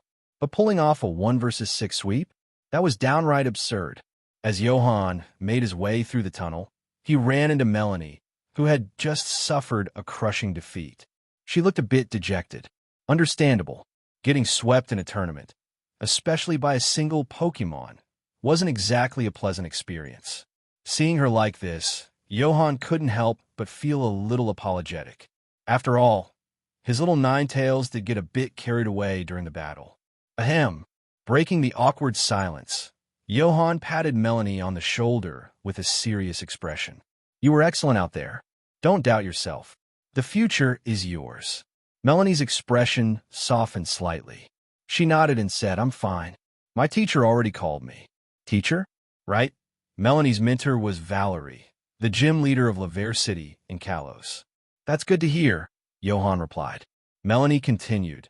She said you're welcome to visit Laver City anytime. She'd love to spar with you, Johan-sensei. Johan's expression stiffened. What is this, a martial arts novel? Beat the student, and now the teacher want a piece too. He coughed awkwardly. Ahem. Sure, if I ever get the chance. Then, without missing a beat, he turned and walked away. Time to make my escape. Kalos? Laver City? Better avoid that place altogether from now on. Meanwhile, Melanie watched him leave, a newfound respect gleaming in her eyes. Her teacher, Valerie, had reassured her over the phone. Even she wasn't confident she could defeat Johan. That realization made Melanie feel much better. After all, she'd never been swept by her teacher during their training sessions. Johan's strength was simply on another level. I'll do better next time, Melanie whispered, clenching her fists. Back in Hoenn, at the Sunlight Cafe in Rustboro City, a crowd of teachers and students from the Rustboro Pokemon Academy gathered to watch the live broadcast of the Indigo Conference. Johan-sensei is amazing. Damn, is he still going to take the teaching exam for the battle department next year? Man, when I first competed in the league, I barely made it to the top 32. A 1 versus 6 sweep? That's insane. The news of Johan's semi-final advancement was now trending on the league's official website, skyrocketing his popularity. Naturally, this boost in fame also brought more business to the cafe. The cafe's NDD siblings hummed cheerfully as they prepared drinks and desserts. The older sibling, in particular, was delighted. She had watched Johan's entire match, and although she wouldn't say it out loud, she couldn't help but feel proud. Ei? Ei? The younger NDD quietly approached his sister with a suggestion. Should we run a celebratory discount? Her eyes lit up at the idea. Great idea. Let's celebrate our boss's victory. The announcement of the discount was met with enthusiastic cheers from customers. By the end of the day, the cafe had been so busy that the siblings were utterly exhausted. Meanwhile, in Unova, at her private villa, Cynthia watched the match with Caitlin. Cynthia gently squished the cheeks of the EV sitting on her lap, molding its face into a round shape. Johan's getting stronger. EV. The little EV, puffing out its cheeks, suddenly felt more determined. Until now, it had been hesitant about evolving. But after watching today's battle, it made up its mind. I want to evolve into a Glacian, just like Ninetales, graceful, elegant, and powerful. Roar! Cynthia's Garchomp exhaled 2 plumes of white steam from its nostrils. Not bad, it muttered. A 1 versus 6 sweep. That's passable. But Caitlin was far less composed. While she was happy for Johan, as a specialist in Psychic-type Pokémon, seeing him demolish a fellow Psychic trainer stirred a mix of emotions. If I fought Johan, how many Pokémon would I lose? Before today, she had been confident. Now, she wasn't so sure. Later that afternoon, Johan arrived at a small cabin near Victory Road, where Agatha resided. Honestly, he wasn't too thrilled about visiting her. Even after all this time spent with his Jengar, Johan still found Agatha scarier than any ghost-type Pokémon. His Jengar, however, seemed completely at ease. When they reached the door, Jengar politely knocked. Kaka. Another Jengar peeked out through the door. Its wicked grin vanished when it recognized Johan and his Jengar. Let them in. Agatha's raspy voice called from inside. Kaka. The wooden door creaked open. Inside, darkness reigned. A mysterious fog clung to every corner. Unbeknownst to Johan, lurking in the shadows outside was a small, curious Pokémon, Marshadao. Marshadao scratched its head in confusion. Marsha, as the guide of shadows, it was baffled. How could Johan, a mortal, walk into that house unscathed? Even Ho-Oh's chosen couldn't enter without permission. But when Agatha's Jengar noticed Marshado's gaze, it narrowed its eyes. Kaka. Marshadao flinched and vanished into the shadows. Once inside, Johan activated his aura to illuminate the room. Sitting at a table was Agatha, leaning on her cane, her expression as grim as ever. Sit, she commanded coldly. A teapot floated over, pouring Johan a cup of tea. Scanning the room with his aura, Johan noticed an unsettling number of ghost types lingering in the shadows. Ghastly, Misdreavus, Duskull, Banette. Even rarer species like Sinistia, Polteageist, and Greavard were present. Thankfully, the tea wasn't served in a Sinistia or Polteageist cup. Taking a cautious sip, Johan decided to get straight to the point. I'm here for 2 reasons. One was to let his Jengar learn from Agatha's expertise. The other? Deliver a message from Professor Oak. Agatha scoffed. Of course. That old fool wouldn't dare come himself. Johan took a deep breath and said, Professor Oak wanted me to tell you, it's getting colder. Dress warmly. Agatha's expression softened for a brief moment before she scowled again. Meanwhile, Johan's Jengar was eagerly learning from Agatha's Jengar. Though, the lesson seemed to be heading in a bizarre direction. Specifically, how to turn a deceased trainer into a ghost-type Pokémon. Agatha's Jengar chuckled darkly. Kaka, you've come to the right place, my friend. Because that's exactly the kind of thing it had been researching for years. The next day, the Indigo Conference semifinals were about to begin. Yesterday's intense matches had pushed the tournament's popularity to unprecedented heights. It wasn't just the Kanto and Johto regions tuning in anymore. People from all over the Pokémon world were now following the event closely. Particularly after Johan's Ninetales pulled off a 1 versus 6 sweep, fans couldn't stop speculating. What kind of new tricks would Johan pull out in the semifinals or finals? Of course, Johan wasn't the only one keeping the conference hype alive. After his match with Melanie, Paul from Sinnoh had delivered a spectacular performance in his quarterfinal match. Paul's opponent was the only other first-time participant to reach the quarterfinals besides Johan. The result? 6-2. Paul defeated his opponent while only losing 2 of his own Pokémon. Although it wasn't as exhilarating as Johan's 1 vs 6 sweep, it was still impressive enough to earn him plenty of attention. And today, the semifinal bracket had lined up a clash between 2 title favorites, Johan and Paul. Whether it was fate or sheer luck, the tournament's 2 most talked-about trainers were set to face off early. According to rumors, Paul had previously competed in both the Lily of the Valley Conference and the Sillage Tournament, where he reached the quarterfinals and runner-up positions, respectively. This time, Paul had come to the Indigo Conference with his sights set on the championship.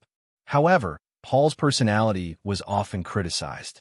Known for being arrogant and condescending, he never hesitated to trash-talk weaker opponents. He was also rumored to have abandoned Pokémon he deemed unworthy during his travels. Despite his reputation, Paul still had a loyal fanbase who admired his no-nonsense attitude and raw talent. The moment the semi-final matchup was announced, Johan versus Paul, the discussion never stopped. So, teacher, what's your plan for not being human today? On the way to the main arena, Flannery couldn't help but tease Johan. Johan shot her a sideways glance. What kind of question is that? You need to watch how you talk, Johan said. I'm a responsible teacher, not a villain from a horror story. Besides, he adjusted his glasses and smiled. We're just here to enjoy the competition. Flannery raised an eyebrow.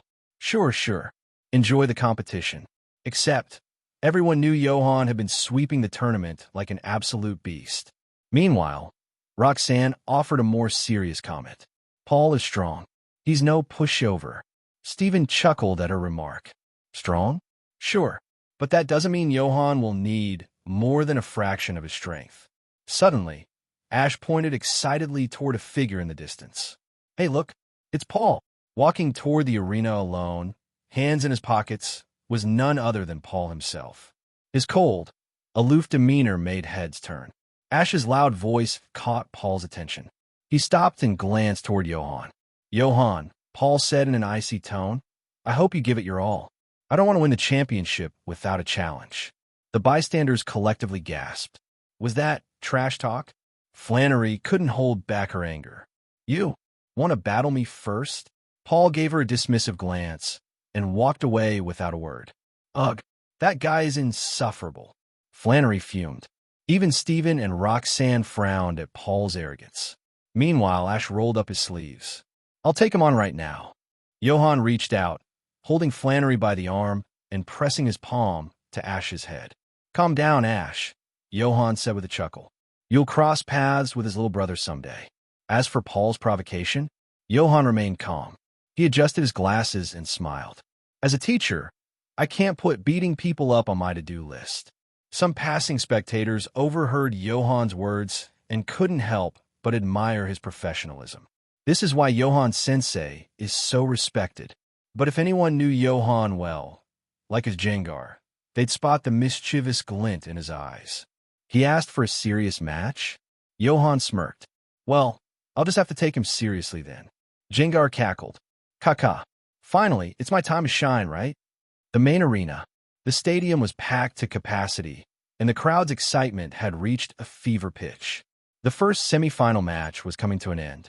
In a decisive final moment, Gudrun from Unova commanded his Feraligatr to finish off his opponent's Meganium with a powerful crunch attack.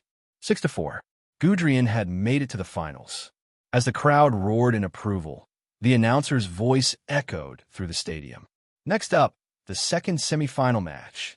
Johan versus Paul. The anticipation was palpable. For many, this match wasn't just a semi-final. It was the real championship battle. Whoever won today would likely go on to claim the Indigo Conference trophy.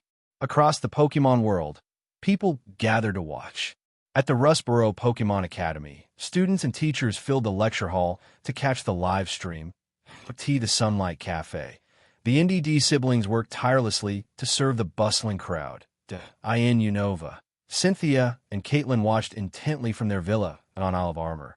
Mustard put down his game console and called his wife and students over to watch.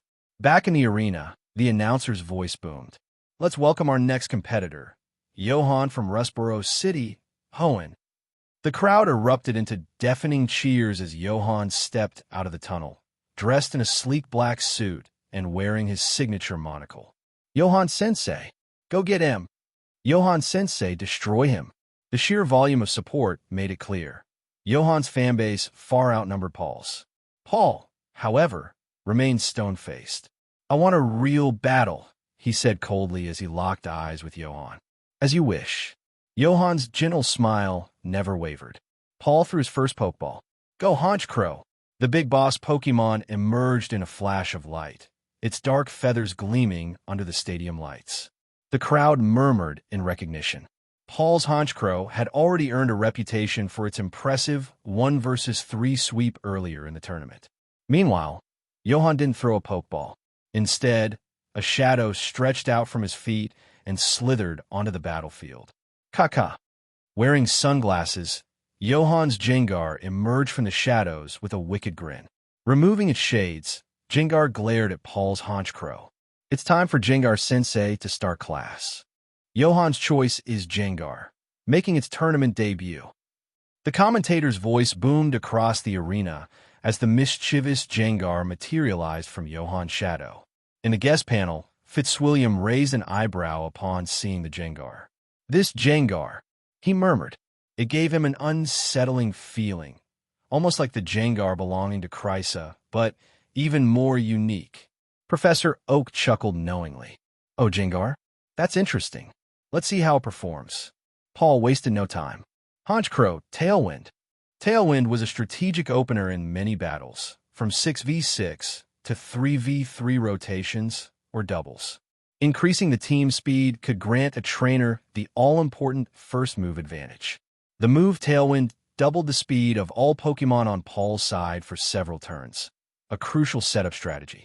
However, Johan, once a competitive battle simulator enthusiast, knew the Tailwind meta inside out. He narrowed his eyes. Opening with Tailwind? Makes sense. But using Honchkrow instead of Murkrow? Now that's a mistake. Paul's Honchkrow had the Moxie ability, but lost its access to the Prankster ability upon evolving from Murkrow. Prankster would have allowed Murkrow to use Tailwind with priority, guaranteeing its setup before any attacks landed. Without it, Honchkrow's Tailwind setup was slower, and that slight delay was more than enough for Johan's Jengar. Zap! A flash of purple and blue lightning arced across the battlefield as Jengar shot toward Honchkrow at blinding speed. What the? The audience was stunned. Even Paul's eyes widened in surprise. Jengar's movements left a crackling trail of electric arcs, like a bolt of thunder zigzagging across the field. Is that Thunder Punch? Paul frowned. Close-range attacks from a Jengar? That's not normal. Most Jengars were known for status moves and long-range special attacks. The idea of a physical attack build, especially one that used electric-type moves, was completely unexpected. Boom! Honchkrow let out a pained screech as Jengar's charged Thunder Punch connected, sending it flying backward with sparks still crackling along its feathers. It crashed to the ground, unable to continue. Honchkrow is unable to battle. Silence. Then, a wave of shocked murmurs swept through the crowd. Wait. Did Jengar just one-shot Honchkrow with a physical move? Did we just witness a Thunder Punch from Jengar? What kind of build is that? Even the commentators were left scrambling to catch up. Johan read Paul's Tailwind strategy perfectly and made a decisive move. In the stands, Flannery's jaw dropped. Teacher is really going all out today? Stephen nodded with a serious expression. Thunder Punch, paired with Thunder. That's a high-risk, high-reward opening. Ash, meanwhile, was starry-eyed. Wow, so cool. Electric moves are awesome. Back in the guest panel, Professor Oak chuckled, clearly enjoying himself. Holding Thunder in your hand and then landing it as a punch? That's certainly creative. Fitzwilliam, on the other hand, remained unimpressed. Honchkrow may be down, but Tailwind is still active. Paul's strategy isn't broken yet. Paul wordlessly recalled Honchcrow, his expression stony. He had been outmaneuvered, but he wasn't out of options yet. His second Pokémon emerged in a flash of light. Ninjask, the buzzing bug/flying-type Pokémon, darted across the field with dizzying speed, its wings beating so fast they were a blur. Ninjask Sword Dance. In a flash, Ninjask's attack power skyrocketed as it executed a perfect sword dance, its wings slicing through the air like blades. Meanwhile, its speed boost ability kicked in, making it even faster. This was a classic Baton Pass setup. Johan raised an eyebrow. Oh, Baton Pass, huh? Jengar adjusted its sunglasses with a grin. Kaka. Sigma. It pointed at Ninjask, striking a pose. You want to dance too? Ninjask kept spinning through the air, its speed and power both climbing higher and higher. Paul smirked. Let's see you keep up with this. But Johan simply smiled. Jengar, nasty plot. As Ninjask performed its sword dance, Jengar cloaked itself in a dark aura, raising its own special attack. Now, both Pokémon were building up power. The tension in the arena was palpable. Both trainers are going for stat boosts. This is a showdown of setups. But Fitzwilliam shook his head. Johan's made a mistake. Stat boosting against a Baton Pass user? He's playing right into Paul's hands. Paul sneered. Ninjask, another sword dance. However, Johan's smile didn't falter. He quietly uttered a single command. Shadow Ball. In a flash, dozens of shadow balls materialized around Jengar, orbiting it like dark moons. Paul's eyes widened in alarm. Ninjask dodged it, but it was too late. Jengar unleashed the shadow balls in rapid succession, covering the entire field in a storm of dark energy. Boom, boom, boom. Paul's Ninjask tried to dodge, flitting across the battlefield with lightning speed. But speed doesn't matter when the entire field is a minefield. One by one, the shadow balls hit home. Ninjask is unable to battle. The audience couldn't believe their eyes. What just happened? Jengar, spam Shadow Ball. Is this a fighting game or a Pokemon battle? Teacher really went for the Shadow Ball barrage. Paul's expression darkened. 2 Pokemon down already. And then Johan spoke softly. Care to dance again? Paul gritted his teeth and threw out his next Pokeball. A massive, hulking Ursaring emerged with a roar. The bear's eyes gleamed with a fierce red light. Its flame orb activated, burning it instantly. Guts, Ursaring? Johan mused, recognizing the setup. Indeed, Ursaring's Guts ability negated the usual downsides of a burn, instead giving it a massive attack boost. With Tailwind still active, Ursaring was a terrifying sight. Ursaring Earthquake. The ground shook as Ursaring slammed its feet down, sending tremors across the battlefield. Jengar leapt in the air to dodge, but Paul wasn't fazed. You can't dodge forever. But Johan's next command stunned everyone. Jengar Skill Swap. In an instant, Jengar swapped its ability with Ursaring's Guts. Wait, what? The burned Ursaring lost its power boost, while Jengar gained Guts. Meanwhile, Jengar's hypnosis hit Ursaring dead on. The hulking bear collapsed into a deep sleep. Johan chuckled. Sweet dreams. Jengar Dream Eater. With a playful grin, Jengar chomped down on Ursaring's dream, restoring its health and leaving Ursaring completely helpless. Paul quickly recalled his third fallen Pokemon, his expression sour. What just happened? First Thunder Punch, now Dream Eater? Is there anything this Jengar can't do? Ash watched with wide eyes. Teacher's Jengar is too cool. Flannery crossed her arms with a grin. Yep, that's our teacher for you. As for Johan, he simply smiled. Now, who's next? Thud. The red beam from Paul Cosmo's Pokeball was abruptly bounced back. Huh. Jengar stood there with a mischievous grin, wagging its hand at Paul, its eyes glowing dark before gradually fading to normal. Mean look. Even swapping out his Pokemon was now off the table. Just as the audience had expected, Jengar was starting to act less and less human. Though, let's be honest, Jengar was never human to begin with. Before long, Paul's Ursaring fell unconscious under Jengar's Dream Eater, and the referee declared it unable to battle. Jengar's condition, not only was it back to full strength, but it also burp. The chubby purple ghost gave a contented burp, patting its belly. More insulting than damaging. Damn, imagine Paul's mental state right now. Is this really Jengar? It's terrifying. Johan's Jengar has now taken down 3 of Paul's Pokémon. I'm starting to get a feeling. Paul grit his teeth as he glanced at the Pokeball holding his fallen Ursaring. Losing 3 Pokémon already had left him in a tough spot. However, Paul was known for his cold and calculated demeanor. After a deep breath, he nodded at the referee and threw out his 4th Pokeball. Cry. The light formed into a Pokémon with a segmented purple shell, 2 massive pincers, and a flexible tail. Drapion, a poison/dark-type Pokémon, offering a strong counter to Jengar's ghost-type attacks. Drapion was one of Paul's signature Pokémon, having played a key role in his previous victories. Particularly in the quarterfinals, Drapion had single-handedly taken down 4 opposing Pokémon. The audience, who had been worried for Paul moments ago, suddenly regained hope upon seeing Drapion.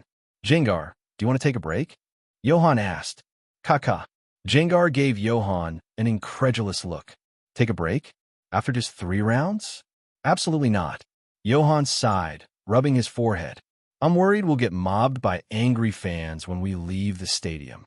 Before Johan could persuade his partner, Paul issued his command. Drapion Night Slash. A dark aura surrounded Drapion's claws as it lunged at Jengar with lightning speed.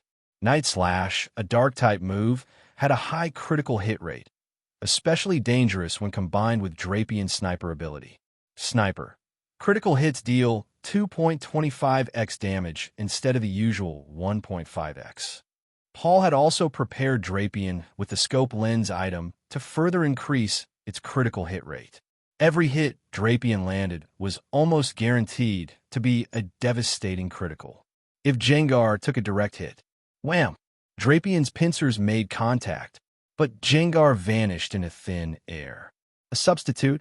Johan's Jengar had avoided the devastating attack with substitute, creating a decoy to take the hit. However, Drapion wasn't deterred. Drapion, keep going. Another Night Slash. Before the audience could process the first miss, Drapion lunged again, only to strike another substitute. Again, how many times could Jengar use substitute? Drapion, look behind you. Paul warned, but it was too late. Jengar grinned, throwing out a floating, crackling wisp of purple energy. Will-O-Wisp. The flames hit Drapion, inflicting a burn status. A burn Drapion meant its already have attack stat would now be further reduced. Drapion, you've trained for this. Shake it off and strike.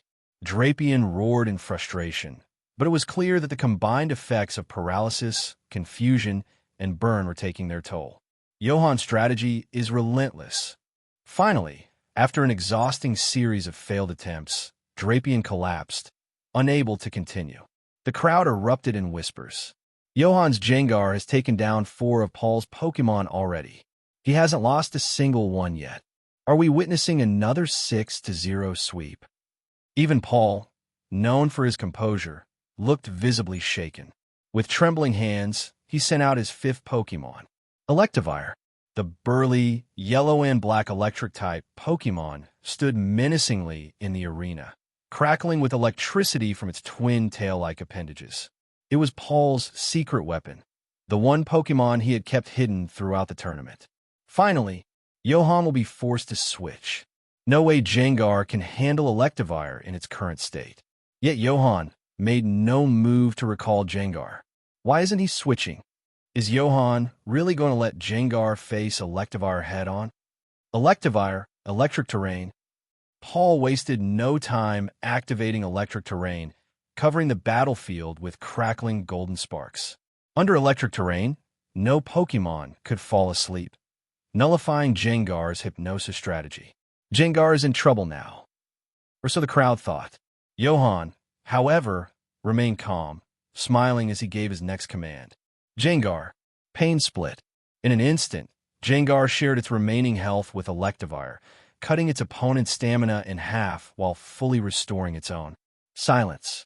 A deafening, stunned silence filled the stadium, until someone finally screamed, "No way! He was waiting for this the whole time." Pain split. "That's dirty." The crowd exploded with disbelief and admiration. Even Paul's usually steely composure cracked. "Johan, you." Johan adjusted his glasses with a serene expression. "Paul, the way you treat your Pokémon matters. The bond between trainer and Pokémon isn't something you can force." Paul's mind was reeling. Electivire, Thunderwave. But it was too late. Johan gave Jengar a final nod. "Let's finish this." Kaka. Jengar's hands crackled with dark energy as it charged up a massive shadow ball, far larger than any ordinary one. The crowd watched in awe as Jengar hurled the giant orb toward Electivire. Boom! The resulting explosion sent shockwaves through the arena. When the dust settled, Electivire lay unconscious. The referee raised his flag. Electivire is unable to battle. Johan is the winner. A moment of stunned silence. Then, the crowd erupted into cheers. "Johan! Jengar! Please, Johan, can you just be human for once?" Jengar, grinning from ear to ear, ran back to Johan, giving him a triumphant high five. Johan chuckled, shaking his head. How could anyone not love a Jengar like this? Hello, everyone. As we wrap up this video, I want to share a quick note. I have a Patreon account. If you'd like to support me and enjoy on-demand audiobooks, you can become a Patreon member. Alternatively, you can check out my Google Drive link, which has 500+ novel audiobooks available through my Ko-fi or Patreon shop. I appreciate your support.